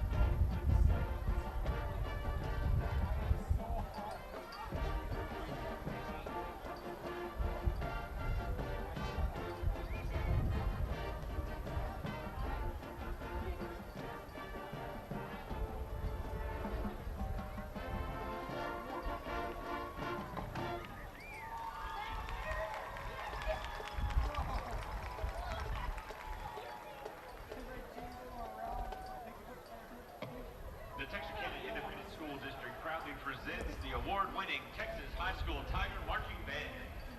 The Tiger Band is under the direction of Arnie Lawson, Steve Bennett, Dylan Davis, Paul Stivitz, Dominique Phillips, Kevin Sutton, Ryan Hadaway, and Brandon Sams. The Tiger Band is led on the field tonight by drum major senior Jennifer Silva. Tonight we present our 2021 competition show entitled The Web, featuring the music Dance Macabre by Saison, the District 78 Toxic, and Requiem by Verdi.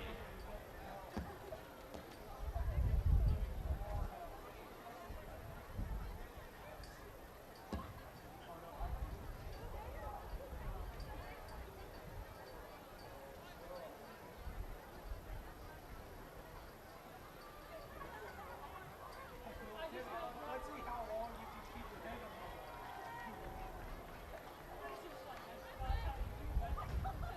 That's not how you keep your arms square.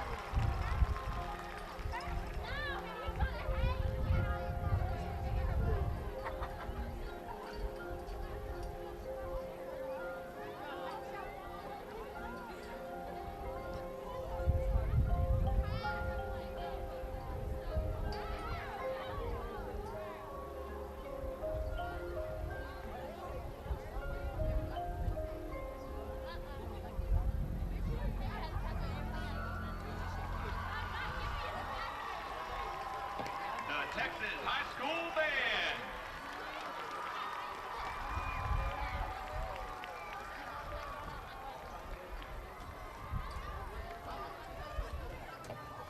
Band members of the week are woodwind musician Jaquan Harrison, percussionist Zane Giddens, brass musician Brent Sparks, color guard Kayla Anderson, drum major is Jennifer Silva, band captain is Joshua Jeffries. Other band officers are senior Michael Markham, junior CJ Jordan, sophomore Nick Nard, and freshman Xavier Briggs. We would like to thank the Tiger Band and High Stepper Booster Clubs for their continued support of our programs, and the administration and staff of TISD and Texas High School. The Tiger Band would like to congratulate the Pine Tree Band on their first division rating at UIL on Tuesday and wish them the best of luck in area. The next performance of the Tiger Band will be tomorrow at the Championship at the Rock Marching Contest at War Memorial Stadium in Little Rock. We perform at 2:45 p.m. and we hope to see you there.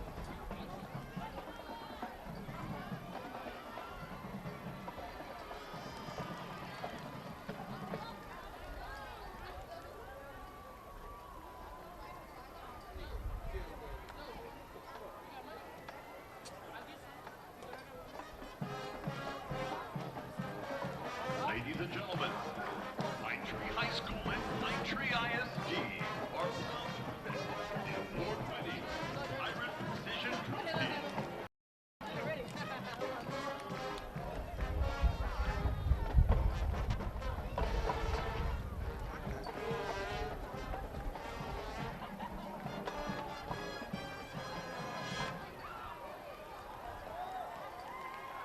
The officers are Junior Lieutenant Maggie Ogle,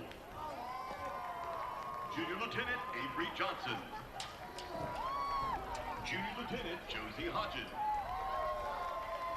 Senior Lieutenant Mackenzie Rumpel, and Captain Abby Tyler. Social officers are President Olivia Leary, Vice President Kelsey Carmichael, Historian McKenna Goodman, Secretary Mackenzie Clayton, and champions, Kyla Scott. Precision would like to congratulate the Dancer of the Week, Melanie Arianza. And Spirit Girl of the Week, Laria Bates. Precision would like to thank their diamond and platinum sponsors, Newton's Hardware, H.R. Bowers Plumbing, Peter Chevrolet, and Princess Good Shepherd Medical Center. And now for your halftime entertainment, Precision will be performing a fan routine to Waving Flag.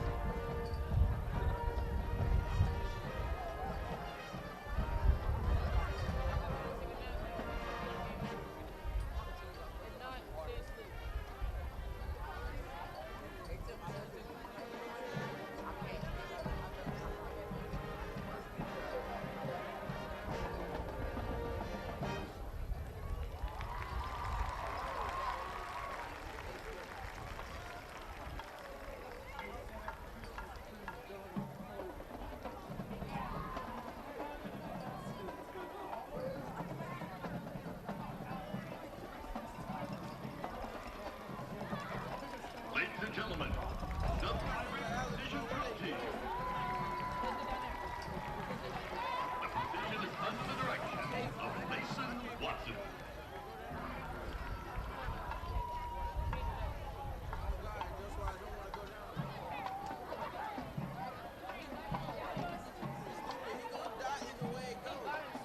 And now, ladies and gentlemen, led onto the field by head drum major Abby Short and junior drum majors Ian Boche and Nick Sanchez.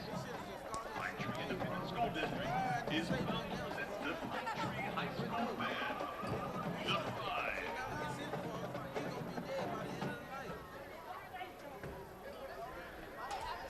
Join us as the Pine Tree Pride takes us on a journey of remembrance.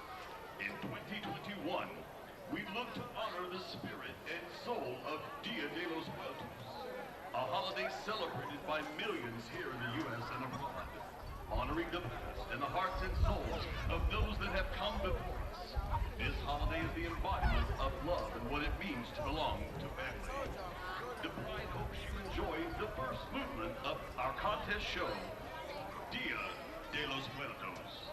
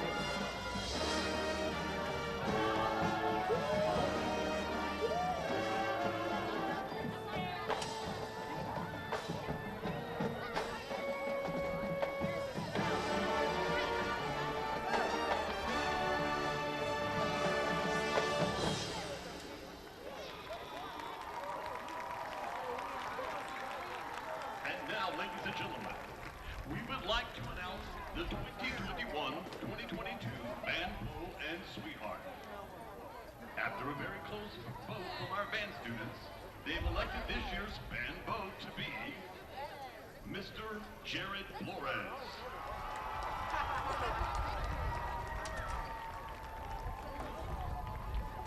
Not to be outdone, and coming in with a significant vote count as well, this year's band sweetheart is Miss Ariel Sanchez. Please give one more round of applause for all of our graduating seniors.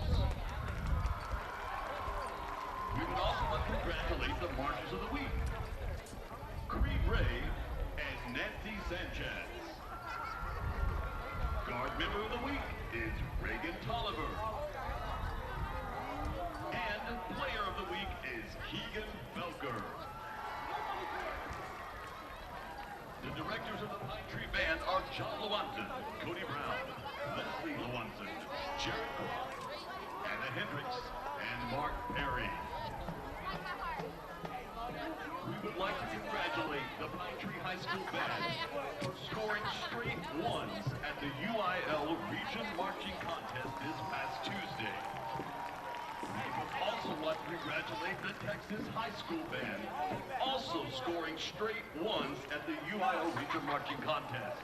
I would like to ask everyone to give both of these outstanding band programs a big congratulations with a round of applause.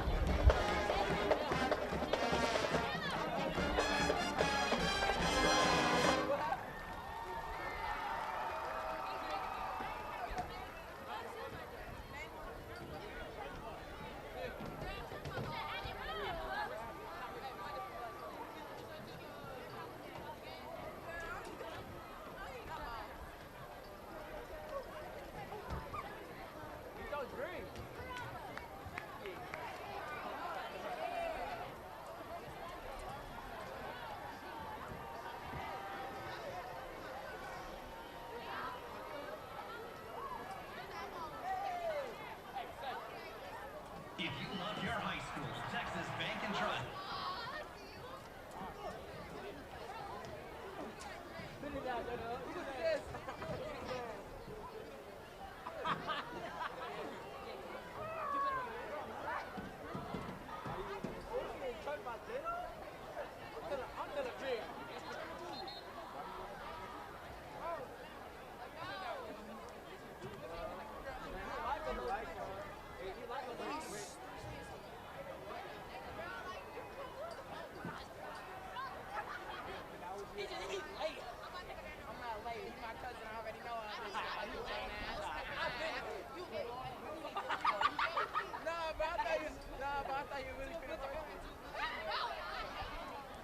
Ladies and gentlemen, welcome back to the game. We're kicking off the third quarter here. Tigers 17, Pirates 0. Pirates kicking off the Tigers. And welcome back to Pine Tree Live, and welcome back to the broadcast. We're excited to bring you the third quarter and second half here of the Pine Tree Pirate and Texas High Tiger game, where the Texas High Tigers are on top 17-0 on this cool night here in Longview.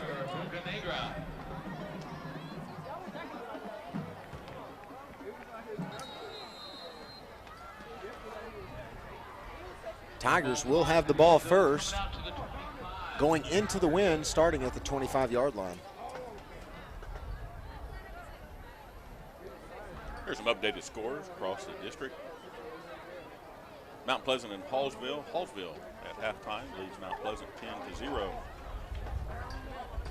Also at halftime, Marshall leads White House at 13-7. Then Nacogdoches and Jacksonville at halftime. Nacogdoches over Jacksonville by a score of 21-7. McHenry looks right, and he passes. He hits his wide receiver. That's number 9, Blake Rogers. He's going to have a gain of around 8 yards. Just shy of 8 yards. It's going to bring down a second down and 3 from the 32-yard line. Jeremiah Blink, number 4, on the tackle.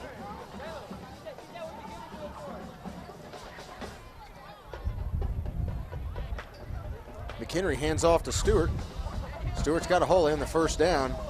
Pirates bring him down at the 40-yard line. It's going to be a first down and 10. Makes his way through several Pirates. Pirates unable to get a hand on him as he goes by. Texas High offensive line doing a great job of opening up the lanes, allowing him to go through.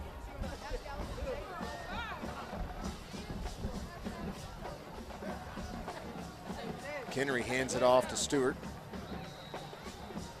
He's going to have a gain of 4 yards on the play. It'll be second down and 6 from the 44. And on the tackle there, number 48, Mark Daniels Jr.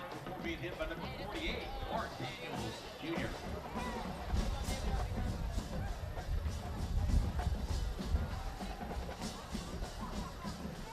Texas High coming out, picking up where they left off, able to move the ball pretty easily at this time. McHenry, quarterback keeper, up the middle. And he's going to finally be tackled. And the ball does come out. They're going to say he was down. It was really close. But McHenry is going to be down.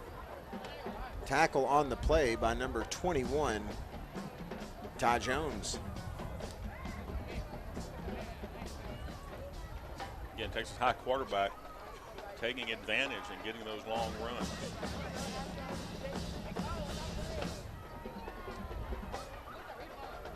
First down and 10 at the 24-yard line. Tigers threatening to score here. It's going to be another quarterback keeper for McHenry, and he is going to find the end zone for the third Tiger touchdown of the evening, third Tiger rushing touchdown of the evening. It's going to make it 23-0 with 10 minutes and 13 seconds to go in the third quarter. And we talk about their offensive line, but that time that score was set up by number 9, wide receiver Blake Rogers. And key block up there on the right side, allowing the quarterback to get in for the score.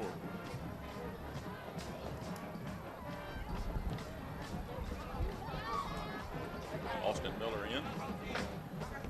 Here's the kick. And it's good. Well, Tigers quick to score at the start of this third quarter. It's going to be 24-0, Texas High on top of the Pine Tree Pirates. Not what the Pirates wanted, to come out and have a quick score against them to open the half.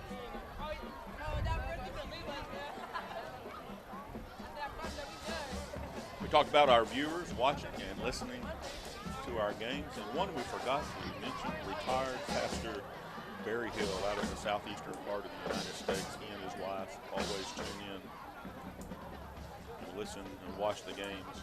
Very football savvy. Hello to them tonight. Hope they're doing well. Minister, Pastor Barry Hill.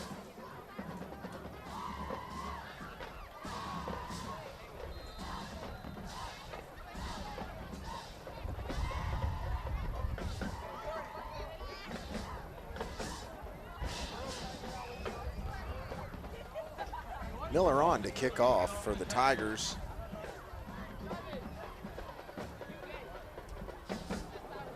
It's going to be another pooch kick. It will be a catch and taken at the 29-yard line. That's where Johnson and this Pirate offense will start their second half with their first possession, looking to get the ball moving, something they were not able to do in the first half, down 24-0. And of course, our third quarter sponsors Veteran Pride, Air Conditioning and Heat, Welsh Funeral Home, and PDQ America.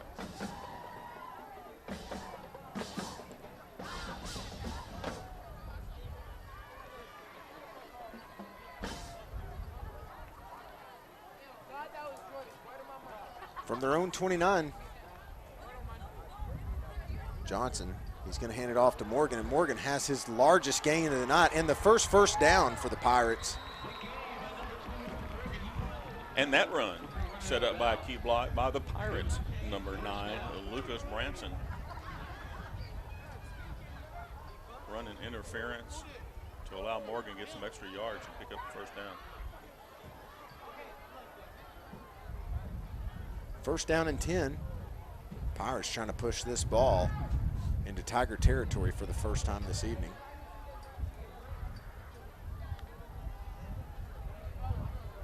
Johnson running backwards.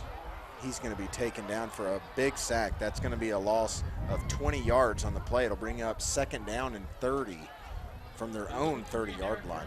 It's number 3 again, Derek Brown, getting into the backfield. He's been back there a couple times tonight. May have to change his address.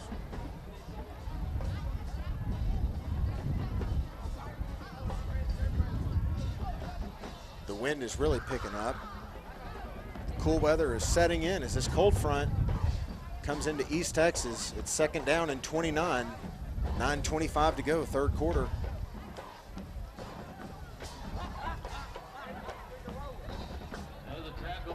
Morgan is going to be taken down immediately by number 16, Crit of the Tigers. Third down and 32 from the 28. Delayed handoff there, just allowing Texas High to see where the ball was going to go.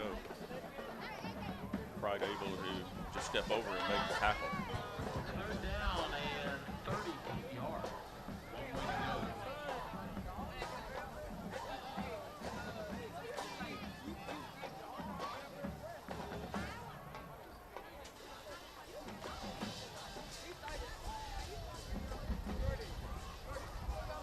It's going to be a fumble, and it's at the bottom of the pile, so a place that you do not want to be. We'll see who comes out with the ball. Looks like the Tigers are going to have it. Braxton White of the Tigers comes up with the ball, and that's going to be another Pirate turnover. The Tigers will take over in the red zone at the Pirate 20-yard line. Again, the scores, halftime scores. Hallsville leads Mount Pleasant 10-0 at halftime. Nacogdoches over Jacksonville 21-7. Also at halftime, Marshall leads White House 13-7. Tough break for the Pirates after a gain of 21 by Morgan to start that last drive. Now McHenry's going to the end zone. Good coverage by number 4, Blinks. It's going to be incomplete. Second down and 10.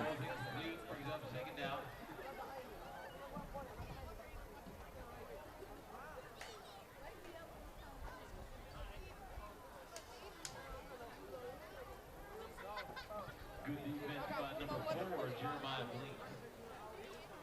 Have to make a stand here. Pirates. McHenry hands it off to Stewart. Stewart's met by a crew of the Pirates. On the tackle, number 44, Dallas Dixon. Cody Yonner. Also in there, number 31, as you hear, Ahmad Washington. Third down for the Tigers, 8 to go.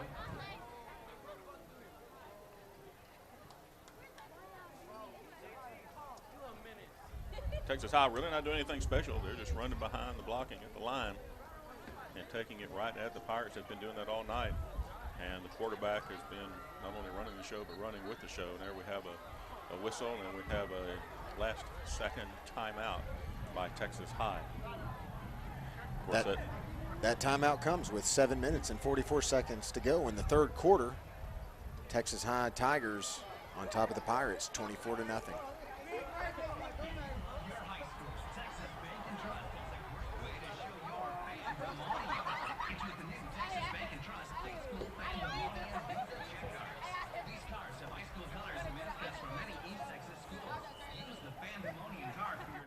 I'm Riley John Ingram with Customers Pine Tree Fan Club, and we just want to say, go!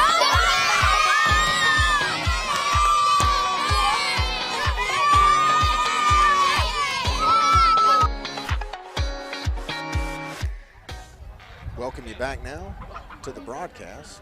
Eat more somebody eat more cheese. Or eat more chili. Chocolate. Eat more chocolate. No, it's chocolate. Challenge is cheesecake. Chewing gum. It could be chewing gum. That's not ice cream chicken. Chicken minis. The Chick-fil-A chicken you love. For breakfast.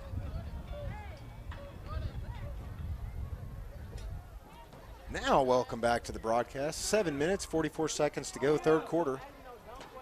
Texas High. McHenry, third down and 8 from the Pirate 19-yard line. Pirates looking to get a stop here and get the ball back.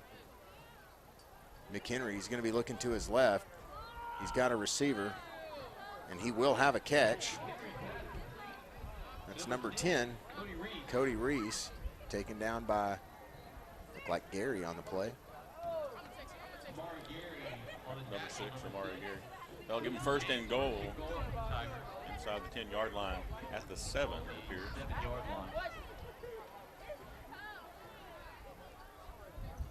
Texas High pretty much able to move the ball without any problem, and we're going to be close, and he's in. It appears for the score, and that will be Around the end. Flag on the play. number 2, but we do have a flag.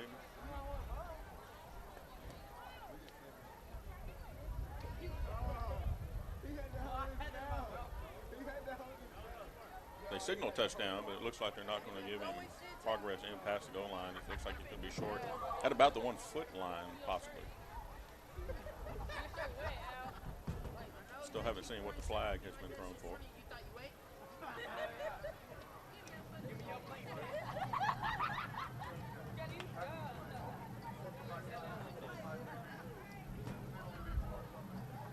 So unsportsmanlike conduct is the call, and they did give the touchdown, so he did make it in. Now on for the extra point, number 42, Austin Miller. Take the extra point, number 42.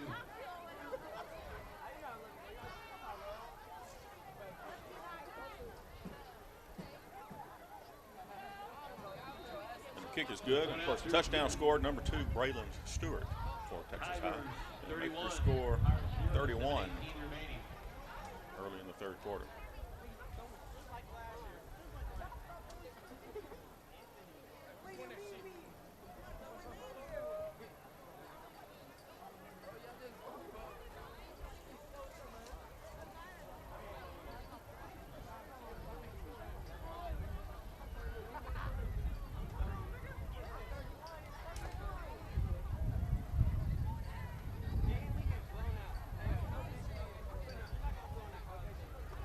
This third quarter is brought to you by Veteran Pride AC and Heat, Welch Funeral Home, and PDQ America. Thank you to our broadcast sponsor, Custom Graphics. Stay tuned after the game for post-game interview with Coach Lane, sponsored by Peter Chevrolet.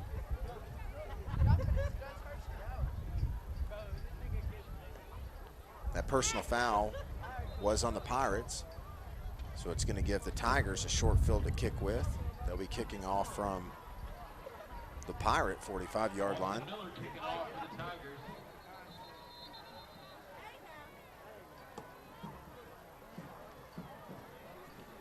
Brett, you'd asked earlier, how can you tell the wind's blowing on the field? And the ball just blew over. Just about to say they didn't bring the aerodynamic ball out for this particular kick. They have the one that's a little bit wider and it's being blown off the tee. Gary, Brown. And field goal was good. Come out to the 25 for the Pirates. So it's another touchback for the Tiger kicker, Miller. Austin Miller making his leg strength known into the wind. Actually put it through the uprights, I believe, that time.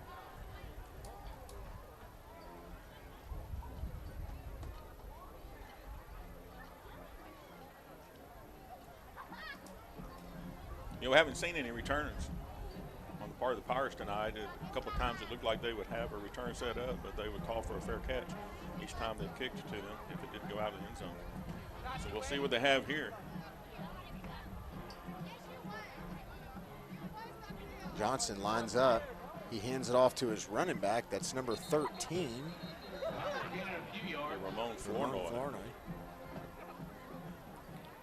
Ramon has some fans out in California that tune in occasionally and watch the game. They may be watching tonight. If they are, we hope everything's going good out in California. Second down for the Pirates, 7 yards to go to the first. So we're getting a lot of people signing in and signing on. And if you get a chance, subscribe to the channel. Fuller lines up at the bottom of your screen. Johnson hits his running back out of the backfield. That's number 19, Trey Brown, and he has a nice gain on the play. Trey Brown, who was electric last week in the second half, with a good gain there, and that's going to be a Pirate first down, and they're into Texas high territory. Very, very fast runner, Trey Brown, one of the fastest in the athletic department, showing his speed there. And a great play by DeKylan to get the ball off. Once again, number 3, Derek Brown, making his presence known into the backfield.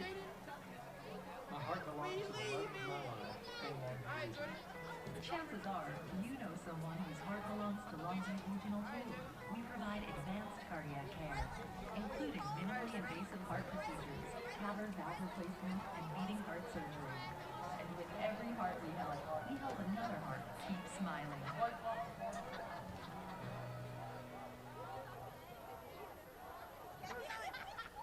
With 6 minutes and 25 seconds to go in the third quarter, Tigers on top of the Pirates, 31-0.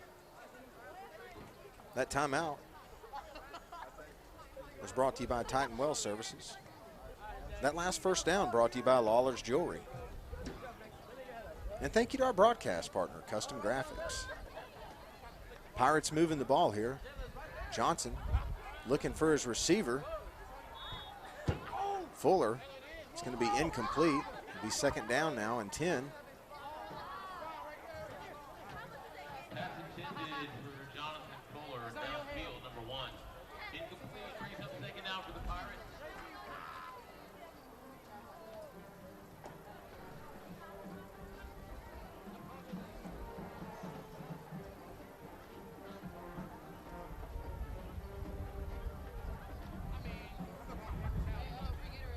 Branson and Fuller out wide.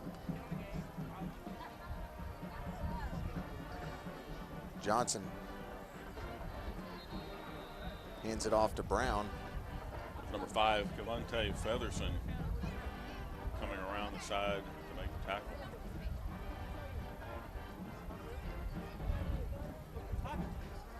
On that last play, Trey Brown on the carry, not gaining much.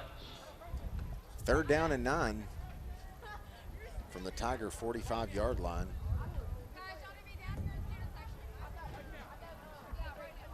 .5:45 to go, third quarter. Johnson with 3 receivers to his right.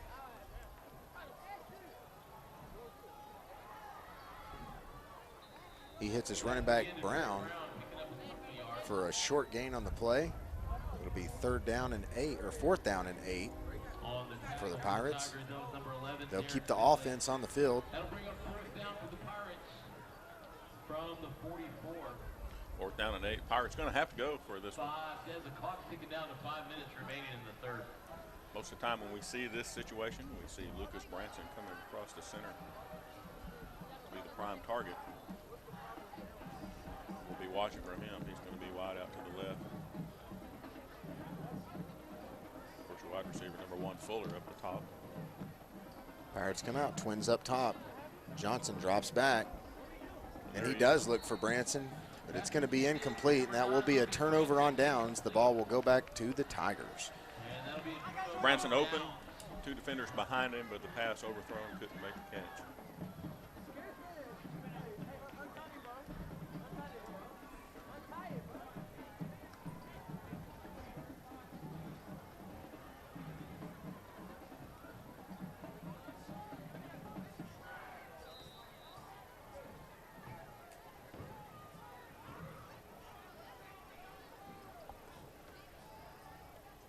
McHenry and the Tigers take over at their own 44-yard line. He's looking to pass. And he does. He hits his receiver. It's going to be number 82, Keith Lewis. Tackled that time. Number 11, JoJo Fisher. He's tackled by number 11. Keith Lewis, a junior. Texas High coming in 30 seniors on their squad, 18 juniors and 6 sophomores. McHenry hands off to his running back. He's going to be taken down inside the 10-yard line, which will make it a first down and goal from the 9. That was number 32, Trent Kelly, on the carry.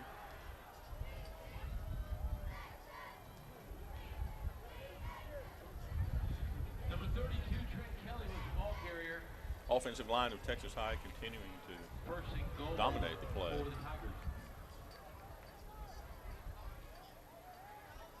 And they go back to him again. This time it'll be a gain of 4. Be down to the 5-yard line, second down and goal. Thank you again to our third quarter sponsors, Veteran Pride, AC and Heat, Welch Funeral Home, and PDQ America.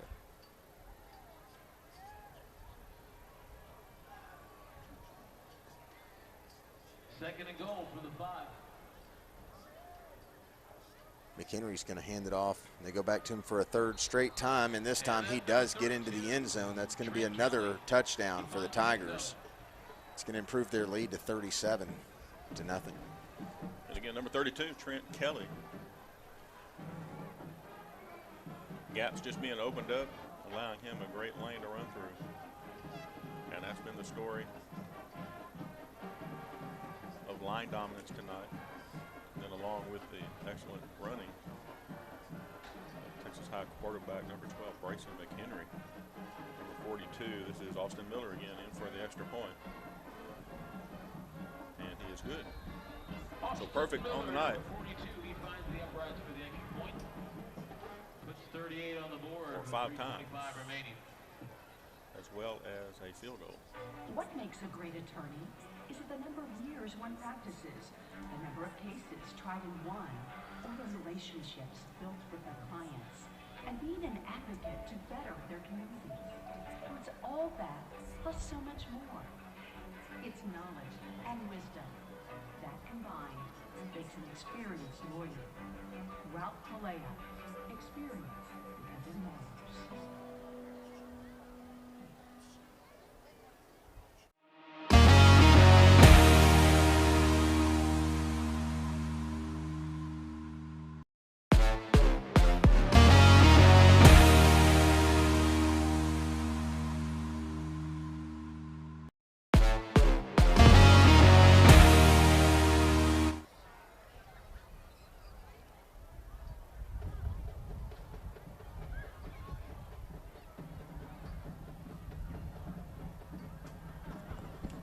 .325 to go, third quarter.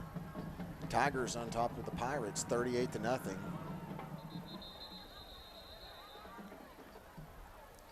They put that wide ball down there again, and the wind just blows it over. Interesting how that works, That isn't it, Brent? could be one of those Tom Brady footballs out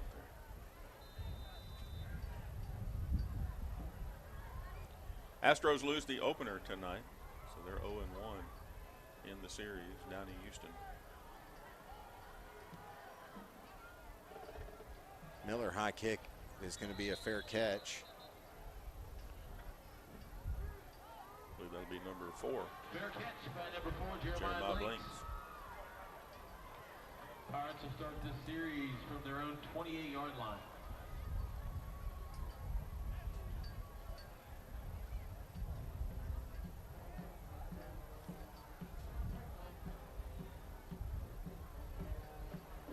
course, that extra sound you hear in the background, that's not the drums playing. That's actually the wind blowing across our microphone down below us. 3:25 to go, third quarter. Johnson brings him onto the field. Branson's going to take the handoff on the jet sweep. And he's going to be tackled for no gain on the play. Bring up second down and 10 from the 28. First time we've seen Branson run in a couple of games.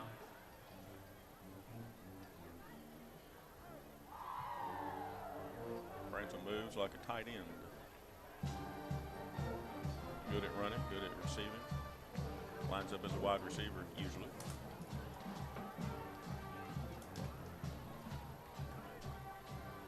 Second and 10. Good pass, good catch. That time, it's Nate Atkins. It's going to be third down and 3.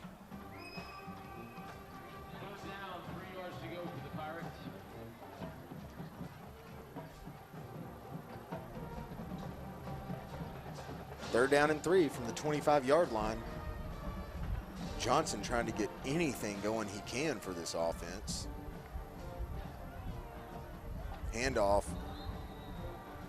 and tackled immediately is Morgan. That is going to be a loss on the play. It'll bring up fourth down for the Pirates, and here comes the punt team.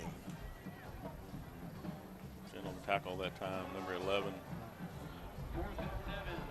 Darren Finley, linebacker, coming in, reading the play very well.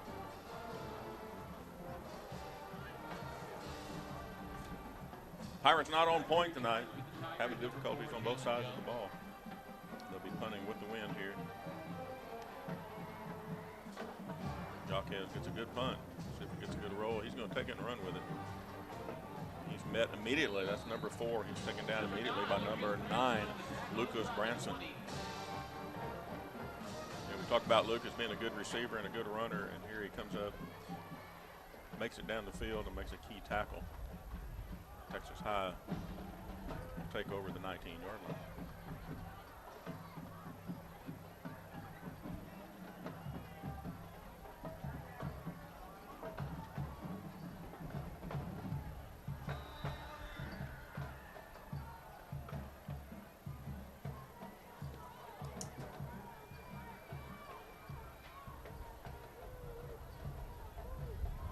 Tigers with 1:25 to go in the third quarter. Start at their own 19-yard line. And Trent Kelly with a nice gain on first down. It's going to make it second down and 7, or second down and 3 after a gain of 7 on the play. Second down, 3 yards to go. We talk about this game being important during the district run here. This is Hump Week. It's the number 4 game.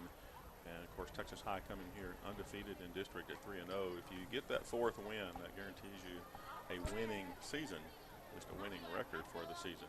Doesn't necessarily mean you're going to the postseason tournament. And there's a good stop for the Pirates. It's going to be a loss of 1. Dallas Dixon in there with Mark Daniels Jr. and also number 14, Dalen Evans. All 3 in to make the stop. Number 11, Joseph Fisher on the assist. And that play is going to take us to the end of the third quarter. Down, 4 yards to go. On this windy night in Longview, Texas, the Texas High Tigers. It's been all about them tonight, unfortunately, here at Pirate Stadium. Texas High on top, 38 to the Pirates 0. 1 quarter remains. Thank you to our third quarter sponsors, Veteran Pride AC and Heat, Welch Funeral Home, and PDQ America. Thank you again to our broadcast sponsor, Custom Graphics. 1 quarter left. A few updates on some scores. New score with Marshall and White House. 4th quarter score, Marshall leads White House 19-14. So a 5-point difference there. White House getting another touchdown. Hallsville currently in the third quarter, 17-7 over Mount Pleasant.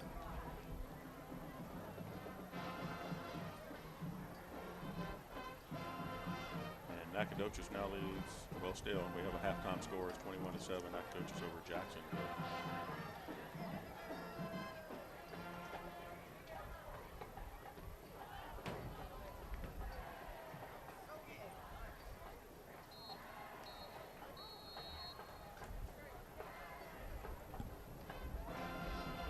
It is going to be a third down for the Tigers.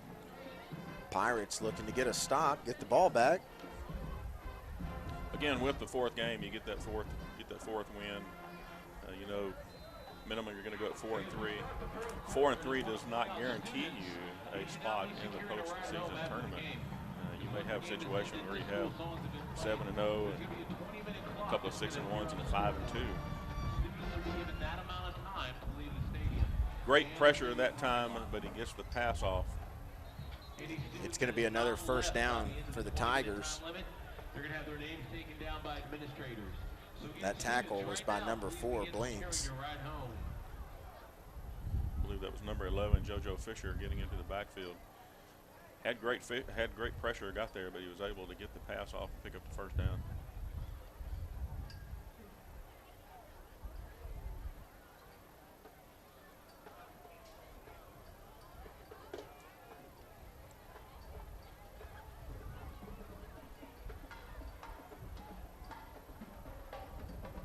First down and 10 for McHenry. He is going to hand off to his running back. And that was number 32, Kelly, taken down that time by number 3, Turner. Another first down for the Tigers. It was number 31, Ahmad Washington, excuse me.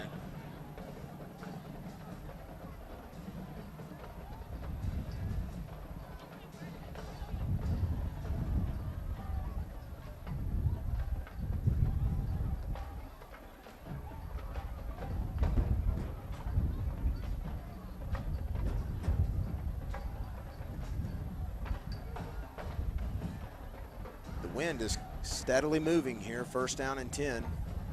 Another handoff to Kelly. And on the tackle, once again, number 31, Ahmad Washington. That was Trent Kelly, 32 on the carry. And on the tackle for the Pirates, 44, Dallas Dixon, 31, Ahmad Washington. Brings up second down, 7 yards to go for the Tigers. And as you can hear, number 44, Dallas Dixon, in on the tackle as well with Washington.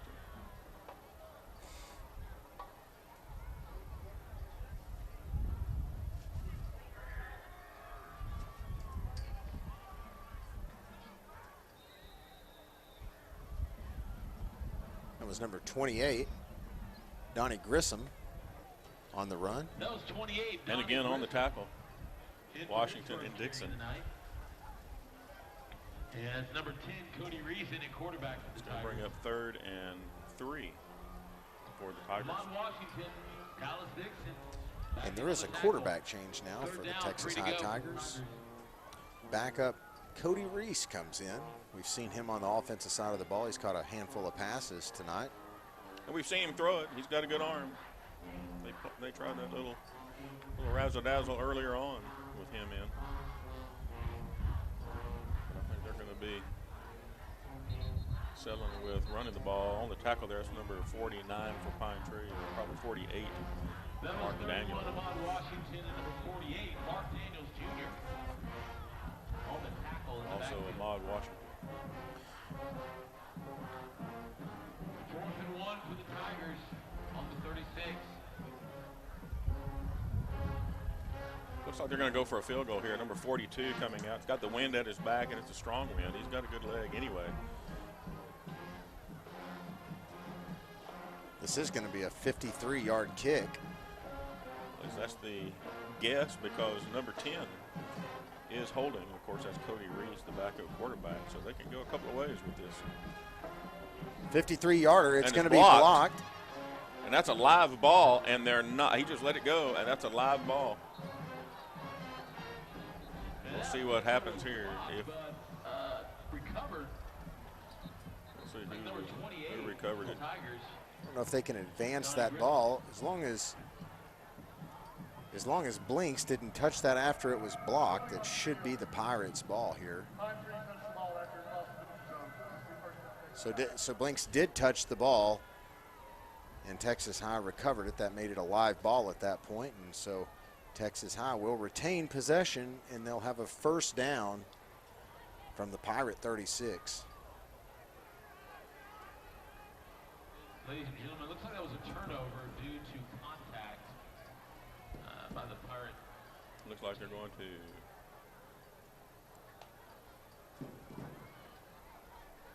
It'll still be Texas High ball. It's going to be at the 34.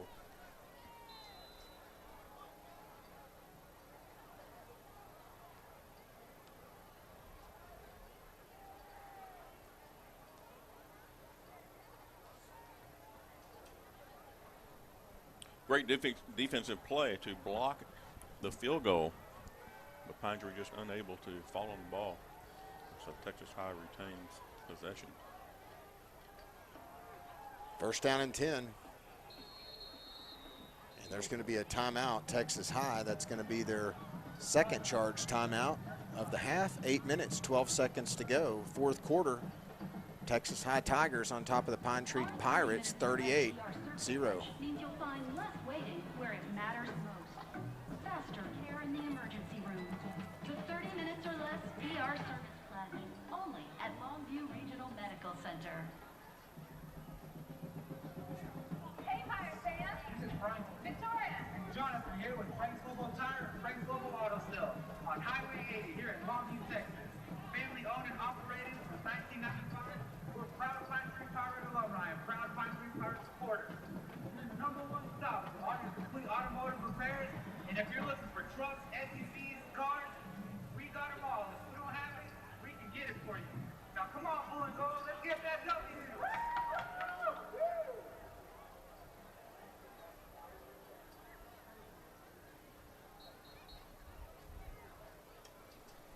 Going back and looking at the play on the field goal, that field goal was actually blocked by number 11, JoJo Fisher. Jumped up, got a hand on it. The ball went straight up.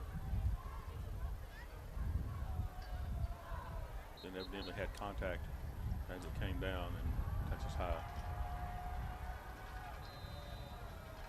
takes possession. But JoJo Fisher on a blocked field goal. Great play on his part.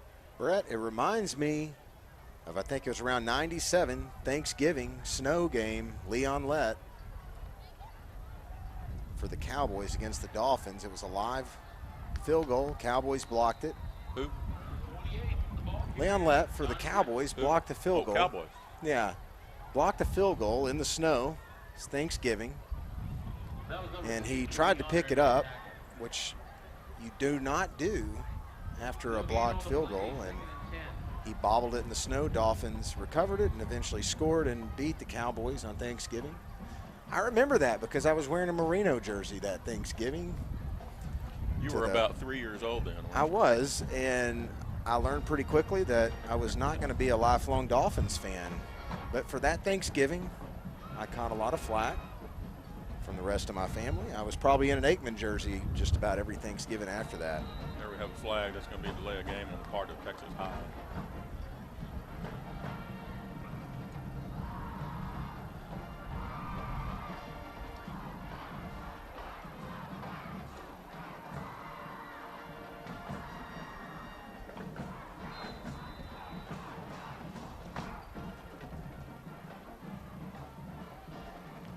So now it's second down and 15 for Texas High.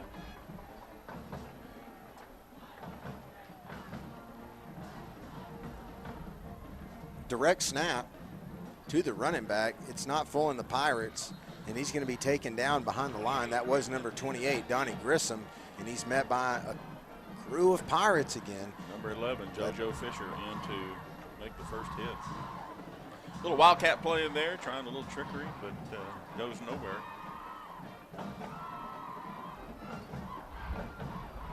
It's going to be a loss of about 4 yards. So now we're looking at about 3rd and 20, showing 3rd and 19 on the board.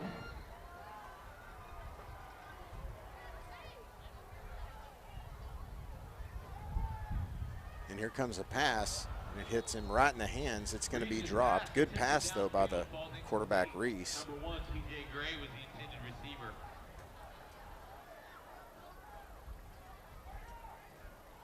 Receiver TJ Gray, one of the few sophomores on the team, Texas High.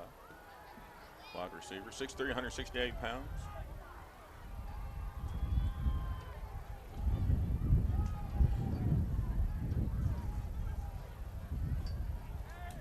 And back to punt, number 42, Austin Miller. And it's over his head. We'll see what he does here. He's going to run with it. And now he's going to try to kick it.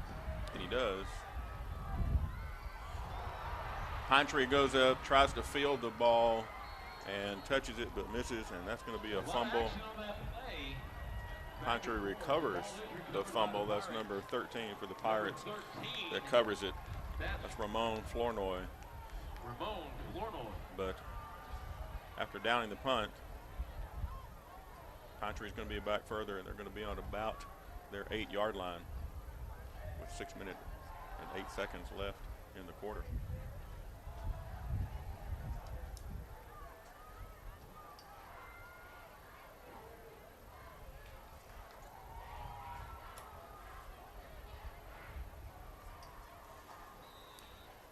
Pirates come back out to Colin Johnson at quarterback, and back with him, number 2, Ethan Morgan. We'll see if they can get something going here late in the fourth quarter. Try to get a score. Handoff's going to go to Morgan. It's going to be a short gain. Maybe back to the line of scrimmage. In on the tackle, number 7, Braxton White. Carrying the ball, no gain. And on the tackle for Texas High, we got 43, Keyshawn Hill. 24, Nathan Tyler Moore was in on it as well. At this point in the game, you're looking for moral victories of any sort.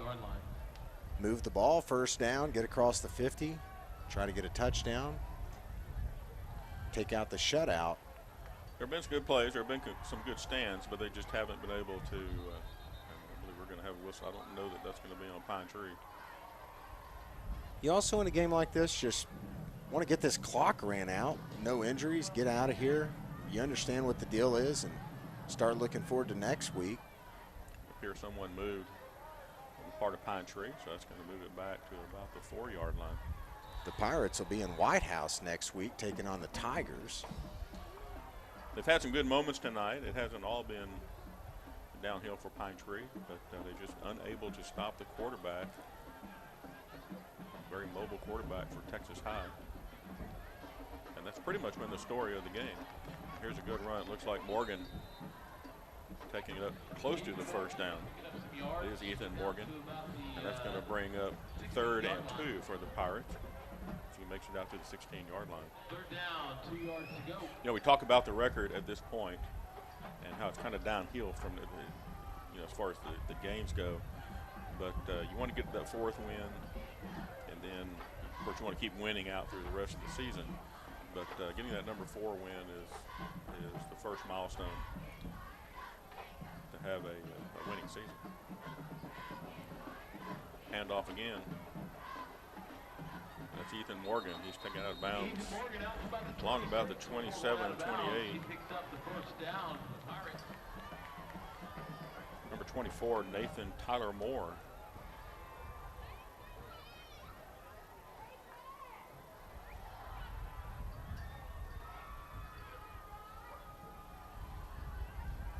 Morgan takes it across to the 26-yard line. That's where they'll mark it. That'll be a first down for the Pirates.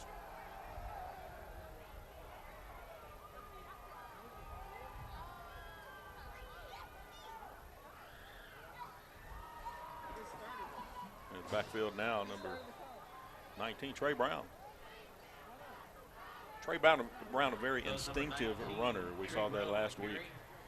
But he has a good eye for reading the angles when he runs. He gets into the open and he makes very good decisions. As we said earlier, we talked about him being one of the fastest athletes at Pine Tree. I'm sure we'll see him in track season this year. Most of these guys play multiple sports. Yeah, very exciting knowing Johnson and Brown are both sophomores.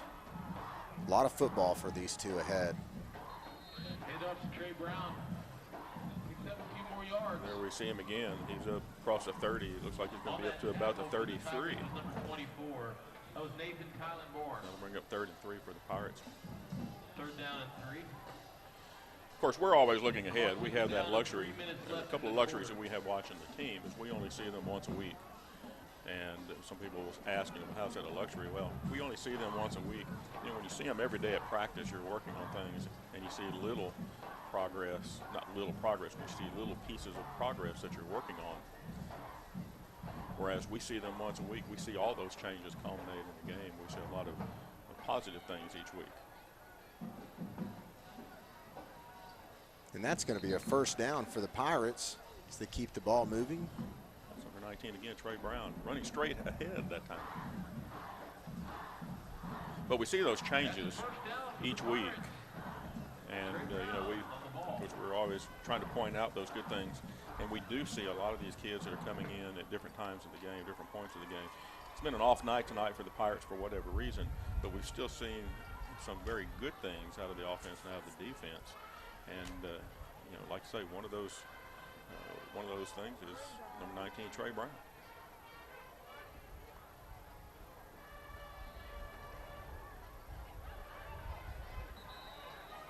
That time he gets the ball, but unable to get away from number 24, Nathan Tyler Moore. 24 on the tackle, lost a yard. It's one of the few times that we've seen. He's not very happy with himself down there. That's one of the few times that we've seen him caught, if at all. Maybe the first time we've seen him caught in the backfield since we've seen him running for the last couple of weeks. But not only the sophomores on this team, there are kids down through the system. You'll hear us talk about that a lot. And, running backs, linemen that are coming up, they believe in this system. And there's a lot of good things coming up for several years to come for the Pirates.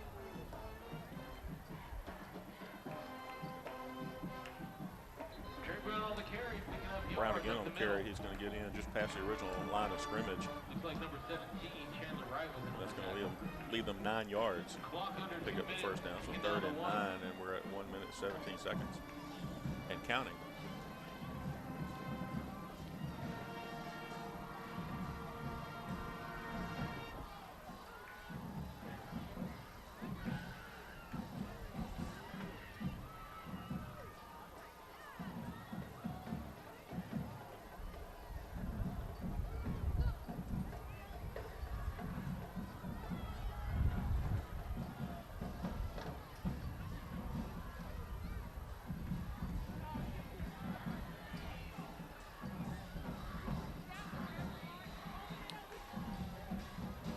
Brown again on the carry, gets up to the 45, but we do have a flag on the play. 45-yard line. There's a penalty on the play. 39, Tyler Thomas was in on the tackle.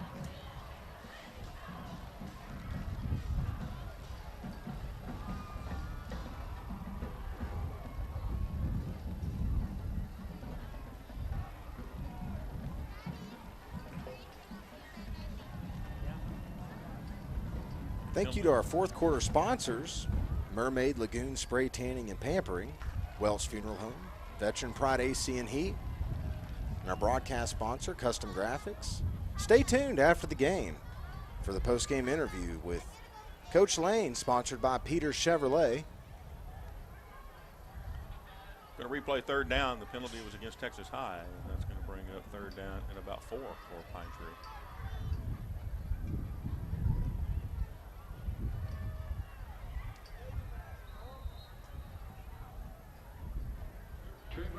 Again, Trey Brown. He's stopped by number 43, Keyshawn Hill. Keyshawn Hill, his first for the night.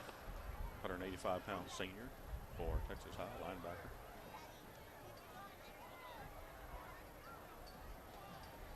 I believe we're going to let the time run out there. We're at 15 seconds. And Pine Tree will get their first game where they've been shut out in quite a while. Texas High goes to 4-0 on the season. Great performance by the Tigers tonight. Pine Tree evens out at 2-2. And they'll regroup and come back, as we'll say, next week against White House. And we'll be at White House in the Wildcat Stadium.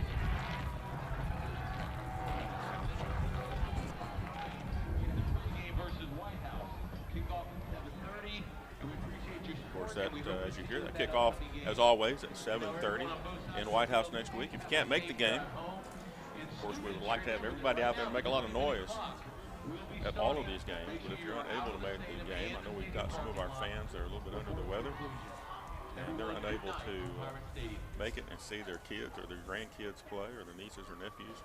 And, of course, you heard that tonight. All of our viewers from up in Alaska and over in Washington to Utah to Colorado. It's possible we have a young Marine listening in Arizona. Not sure if he's able to listen where he's doing his training right now. But we'll find out more about that and any other of our graduates who are in the services. A lot of times they like to listen in as well, keep up with what's going on.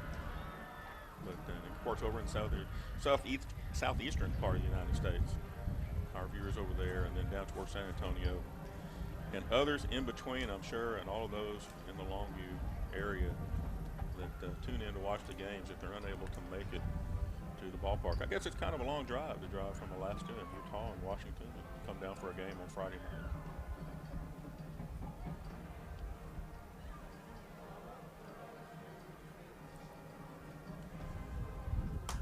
Updates on scores. Currently, fourth quarter score, Hallsville leads Mount Pleasant 17-13. Fourth quarter score, Marshall over White House 26-14.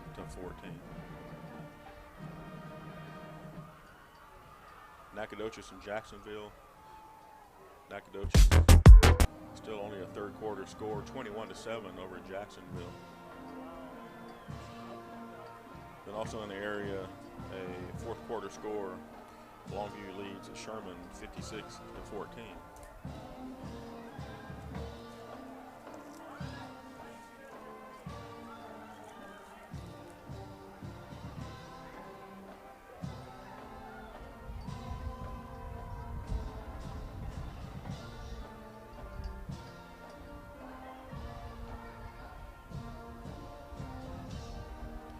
And it is a final score. Marshall defeats White House tonight 26-14. That'll move Marshall to 3-1 currently on the season. So they'll be at 3-1. Texas High, of course, remains undefeated. They'll be at 4-0. That will assure them of a winning season this year. Worst they'll be able to do is 4-3. Season is not over. Anything can happen. And that's just the way it is with high school football. Tonight, we saw a Pine Tree team come in a little bit off. They'll regroup. We've seen them do it before. Certainly, they'll do it again. Off night for them, a disappointing night for the team, but still able to see some good things throughout the game. Block field goal. And some key tackles. Key tackles in the backfield, continue defense, continue with those things. This Pine Tree team has nothing to hold their head about, though. It was a bad loss tonight, 38-0, but this team has had some very promising sides this season, and this definitely is not a game that will dictate what this season is. So, although tough loss tonight, there's no reason to hang our heads as Pirate fans. We should keep them up and be prepared to continue rolling through district. White House, Mount Pleasant, and Hallsville still remain. Plenty of games to win, a lot of football to play. 2-2 in district play at this point. I think you have to remember, and anything can happen, but you still, we look at the teams that are coming up that Pine Tree is going to play. This, of course, probably the toughest game they've had this year. They've had a couple of games where they've just been a little off, and perhaps they should have won. Certainly, we go back and we look at the Marshall game, the game they lost, the first of the district opener. That was just an odd game, just a really strange game, and they came up 7 points short in that particular game. And honestly, that's probably a game that you would have expected them to win. I still think Pine Tree has the edge over Marshall, regardless of the game tonight. Marshall went into Texas High, and they got defeated by Texas High as well. Texas High has a very large program. They can come at you in many ways because they have so many kids in their program. We ran up against against this in swimming and diving, such a huge program that they have, that they just put so many kids into those positions. And it's the same thing with football. They utilize that very well, that they get the kids in and they're confident with them, and they can bring the backups in knowing that they're going to pick up and play. Just like Pine Tree. Pine Tree has that same luxury. But tonight, just not there for the Pirates. And like I say, they'll regroup and they'll come back against White House. But you cannot take White House lightly. They'll be playing at Tiger Stadium. And White House, regardless of their record, right now they're 0-3. They're playing Marshall tonight. Marshall, I believe, has won that game. So White House is at 0-4, but that's not a team that you can take lightly. They can still come up and rise up to an occasion. They do. It seems like they do that every year, whether they're having a winning season or a losing season. And again, they'll play Mount Pleasant here at home, the next home game. That'll be homecoming for Pine Tree. And Mount Pleasant, they look to go 2-2 as well, at least at this point. They're playing Hallsville, and currently Hallsville leads that game. Let's see if we can get an updated score.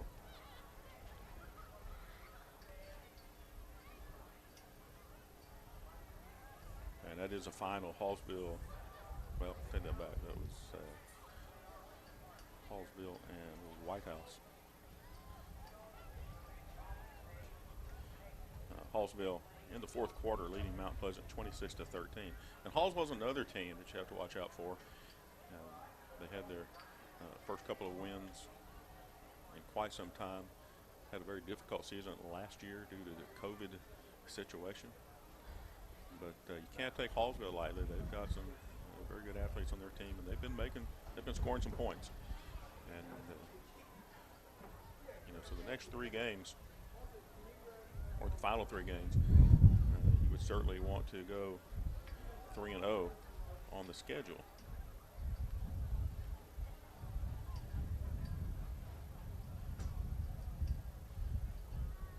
But it's not something that you can look past the next game. And so next week, White House, they'll take care of business there in White House. Then they come home and play Mount Pleasant. Again, that's homecoming. And then the final game they finish up will go to Hallsville.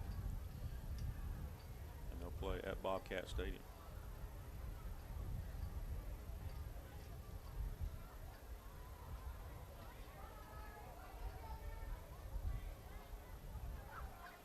Brett, it's going to be an interesting conversation with you and Coach Lane next Wednesday to hear kind of how they refocus and,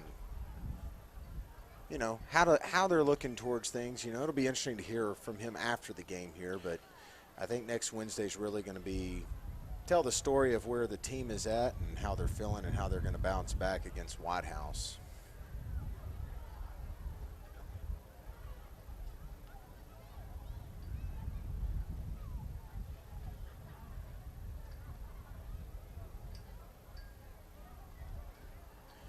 Well, he got them focused on Monday. They'll go back tonight, and after the kids head out, they'll stay with the kids. That's one thing they do. We've seen them down there for the prayer, and the team headed back to the field house and talking to some of the kids. Of course, it is senior night tonight. Not the senior night they wanted to end on, but still had some bright spots. He'll talk about those bright spots. They did some things that were good, but he's going to point out, and he'll do that tonight. He'll point out the things that they didn't do what they wanted to do. And typical Kerry Lane, he will probably say there were some times when he made some calls that they shouldn't have done, or he sent a play in that they shouldn't have done. He just takes that approach like all good coaches do. If the kids win, they did it, and if the kids lose, it's his fault. And that's just the approach that he takes with all of his games. And to his credit, and that's why the kids like him. And that's why the kids like him all the way down. He's very involved with all the kids, all the way down to the 7th grade teams. But that's his approach, and I'm sure we'll hear that. He'll point out what they did, what they wanted to do, what they were unable to do. But they'll watch the game tonight. When the kids are gone, they'll stay with them until the last kid is out of the field house.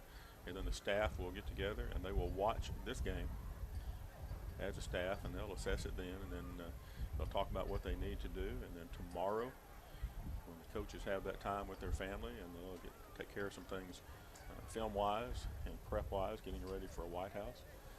And come Monday, they'll work on what they needed to improve. They'll talk about what they didn't do tonight, and they'll work on that, and they'll immediately start getting ready for a White House. And they'll do it one game at a time. You know, you lose a game, but you just move on to the next one. The same thing that they like to do during the game. If you have a bad play, that's fine. You know, well, it's not fine, but you learn from it and you move on to the next play, and that's their approach.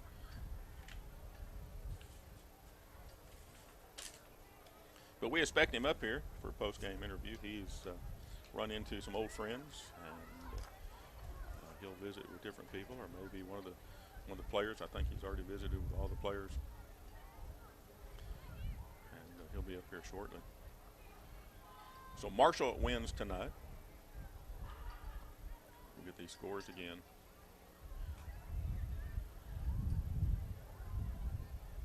Marshall wins tonight. That'll put them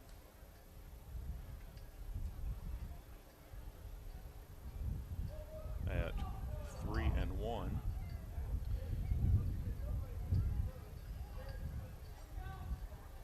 Mount Pleasant loses to Hallsville. That'll put them at 2-2. Hallsville with their win, they go to 2-2. And this is how things change within the district, because now we're looking at a schedule.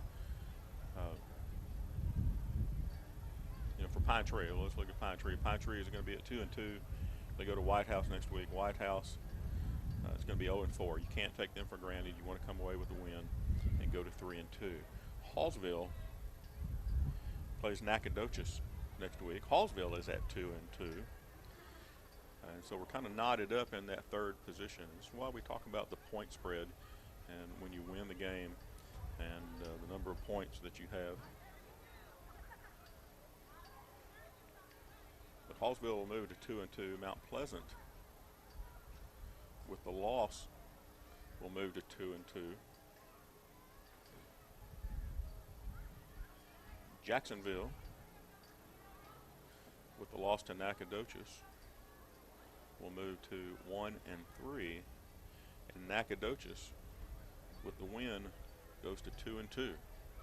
So this is that situation we talked about a couple of weeks ago, why it's important to get points during the game. And while some people think you're running the score, you're really not. You're trying to get those points. That if you get into a tie situation, and so right now, midway through the season, we've got two teams, first and second place by themselves, Texas High and Marshall.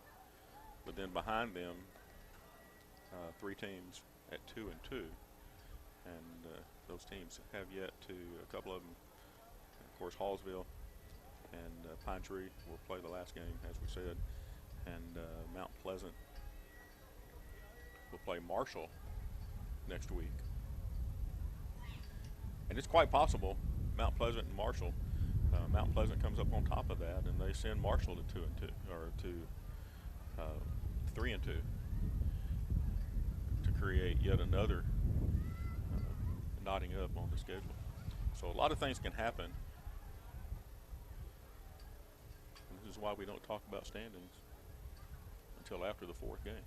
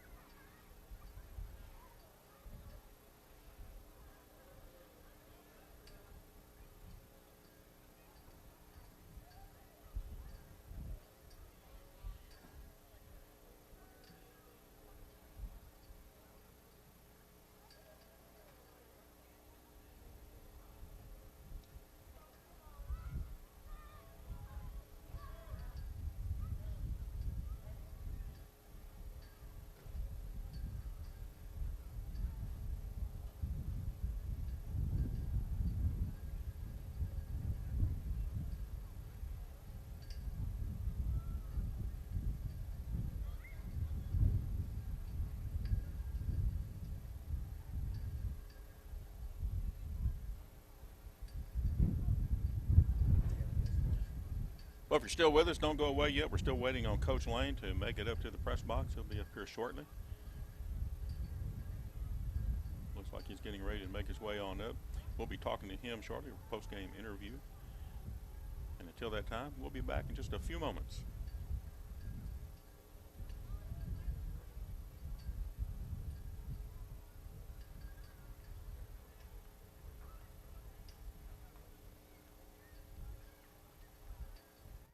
I'm Riley John Ingram with Customers Pine Tree Fan Club, and we just want to say, Go!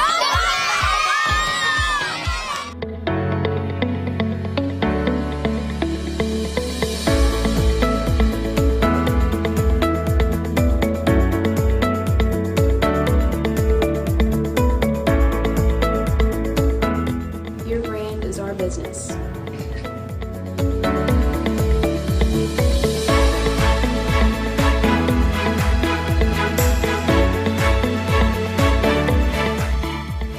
Bring it, we'll brand it. I'm Riley John Ingram, and I approve this message.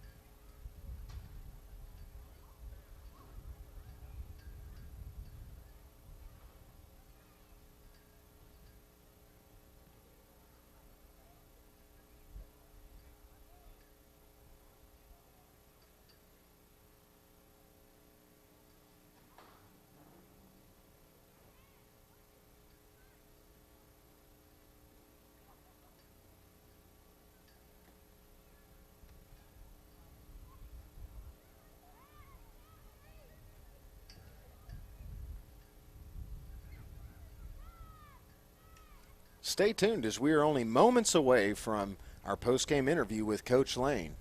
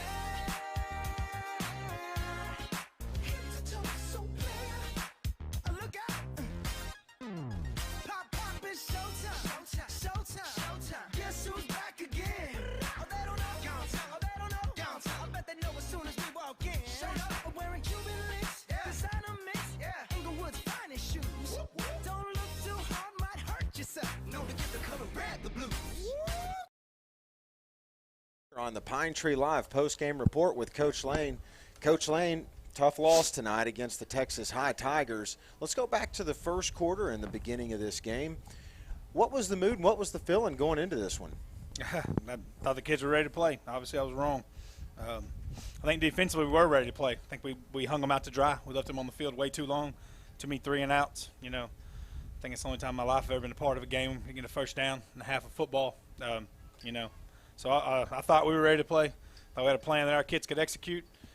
First play of the game, got 2 guys wide open and we don't hit them, and then we miss on the choke block and don't finish another block, and then we're punting in the wind, and worked on keeping the punt down in the wind and punt straight up in the air and got a 6-yard punt and put our defense on the short field, and they bowed their neck, and I was proud of a lot of our kids that battled, when in a pretty tough situation, short field all night, and defense played way too long, on the field way too long. Yeah, it seemed like the first quarter it seemed like the first quarter dragged along, and we were into the wind the entire time. You feel like that just kind of took the wind out of the sails? No, because I don't think the wind affected the way we played. Yeah.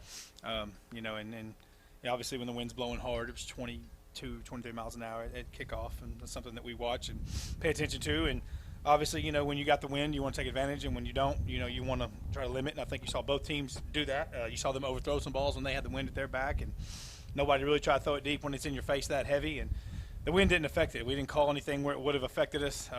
The wind had 0 effect on the offense not being able to get a first down. That was all on us. When it comes to offensive game planning and looking ahead for next week, like looking at this week and the offensive game plan that we had, where do you feel that that there was good execution? Not many on offense. I think our backs run hard, and there wasn't much to run through, and I think our receivers play hard and block well. We got to get a lot better up front, and we got a lot better at quarterback. What did you talk to the team about after the game? I mean, just it's easy to have a smile on your face and do the right thing when things are going well, and I think that's in life and that's in football. And who you really are is who you are when times are tough, and that's exactly what I told them. It's not the first time they've heard that. They know that, and we got a lot of high character kids on that team that are hurting because they know we didn't play real well and took it on the chin. And so I just told them, man, it's real simple, guys. Everybody loves you when you win, and everybody's got something bad to say when you lose, and you got to learn to block it out and go control what you can control. And seriously, I told them, low character kids and low character people throw a fit and pout and blame, complain, defend when things go wrong, and winners go about getting it fixed. And so they just got to decide who they are. They got to decide who they are and how they're going to handle it. I know myself and the coaching staff, we're going to do a better job of coaching. We're going to get our butt in that office, and we're going to go about getting things fixed. But we tell the kids all the time, we're not going to solve all your problems with scheme. You got to go win. You got to go win. You got to go get after it. And when you can't block and you can't throw and catch, really when you can't block, there's no play call that's going to get you out of that. There is no play call. There is no adjustment. There is none of that. We got to coach better, and we got to play better. One of the bright spots on the defense tonight was Ahmad Washington. I was very proud of Ahmad. Late in the game, senior, you can tell. When they're senior, they usually carry a little bit more, and he just kept playing really, really hard. Yeah, it was very noticeable on the watching the game tonight that Ahmad was getting after it. He had a lot of tackles. He was racking them up there in the fourth quarter. Do you feel like that leadership is going to carry this team over for the rest of the season? I sure hope so. It's hard to say. Leadership's a hard thing for high school kids to grasp, and I obviously haven't done a very good job of teaching them how to lead or holding them accountable to leading. And I think we have a lot of guys that do lead well, and I think we got a lot of guys that are just okay being okay. And it's a frustrating thing, but at the end of the day, it falls on my feet. I got to get it fixed, and I was very, very proud of a lot of the seniors. I do think we have a lot of kids that really care. And, we played bad against a good team. The sun's going to come up tomorrow. It ain't the end of the world. We played bad against a good team. We could play that bad against other teams and probably still be in a game and have a chance to get a little spark and win. But when you play bad against a really good team like that, they did exactly what they were supposed to do. They didn't do anything to hurt themselves. They got the lead and they took the air out of the ball. And that's exactly what you're supposed to do when you get the lead. They're big up front on the offensive line, so they got the lead and just took the air of the ball and just kept leaning on us. And defensively, we just kept battling in there. And, it's just that's what you're supposed to do with the lead. And you can't play that bad against that kind of team and win. As you talk to your coaches over the weekend, what are those conversations going to be like? I mean, it just always, we go back to the first thing we always do is just go about fixing us. And, we were talking at halftime. defensively, there was a couple of things we just misfit, but for the most part, defense didn't play terrible in the first half. We misfit a couple of zone reads. Other than that, we really were okay. We got that cleaned up pretty quick. The kids kind of knew what they did too, and kids are pretty good about, hey, yeah, we had this call there. I was supposed to be there. I did, yeah, you know, I got there late or whatever. And our kids are pretty good about owning it when they make a mistake. Offensively, I mean, there is no other play to call. You know, hey, I think we pretty much called everything on the sheet to try to find an answer or a better way. We had to block them better. We had to block them longer. We had to play the echo of the whistle. And, you know, another thing I told the kids, it all starts at practice. You know, right now, you know, we're practicing to get the clock over with. We got to start practicing to get better. And that's what I told them, guys. We only got so much time in a week to practice. And, you know, you can go out there and get through it or you can go out there and get better. And for about 3 weeks now, we've been getting through it. And we've tried getting on them. We've tried up, down them, running them. We've tried being, you know, the old good cop, bad cop. And, you know, at the end of the day, I tell them all the time, it's your football team. It's not Coach Lane's football team. I'm going to take all the blame, and I'm going to get way too much credit. That's kind of part of it, comes with it with a head coach. But it's their team, and they can be as good as they want to be. We have the ability. We have the character. We have the right kids, and you got to go do it. Well, your program has put itself in a good position so far in district. It does have 2 wins, although it has 2 losses. You're not sitting in a bad spot. How are you gonna keep the kids motivated going into next week and letting them know that, hey, yeah, you took it on the chin this week, but you're still in the middle of this district and you're still competing for a spot in the playoffs? That's exactly what I told them down there. Everything that we want to do is in front of us, and you know, if you can't get excited about these next 3 games that are must-wins now, then I don't really know what you got inside your chest. You know, and that's kind of what I told them. You know, the situation we've put ourselves in, losing a tight one to Marshall, and then, you know, like you said, taking on chin tonight. We've put ourselves in a must-win situation for the next 3 weeks, and, you know, so we're going to see what we're made of, coaches and kids. We're going to see who bows their neck and who's looking for a way out. As you look forward to White House next week and traveling again, another road game, your running backs are looking good. We saw more of Trey Brown tonight. What's the offensive game plan? And I know you haven't looked ahead. I haven't looked at them at all. But what do you expect to see out of your offense next week after tonight? I'm expecting the same thing I expect every week. I expect us to grow up and take a step, and we didn't. Some of that's because they're good on defense, but a lot of that's on us. And you know, I don't know. I mean, I've coached a lot of football, especially on the offensive side of the balls, where most of my background was, and I have learned this: you can't bail kids out with the perfect play call all game. You can't do it. Your job is to get them in one-on-ones and teach them how to win those one-on-ones. And you know, when you do get numbers on them, you really got to hit them. And there was a couple of times we really had numbers on them tonight, and we didn't hit them, and then we didn't win our one-on-ones. You know, and that goes on the line, that goes on the quarterback, that goes on receivers, everybody. You know, and so the plan's going to be real simple. It's going to have to be, because we can't execute much more than that. So it's got to be a simple plan, and we got to go get good at it.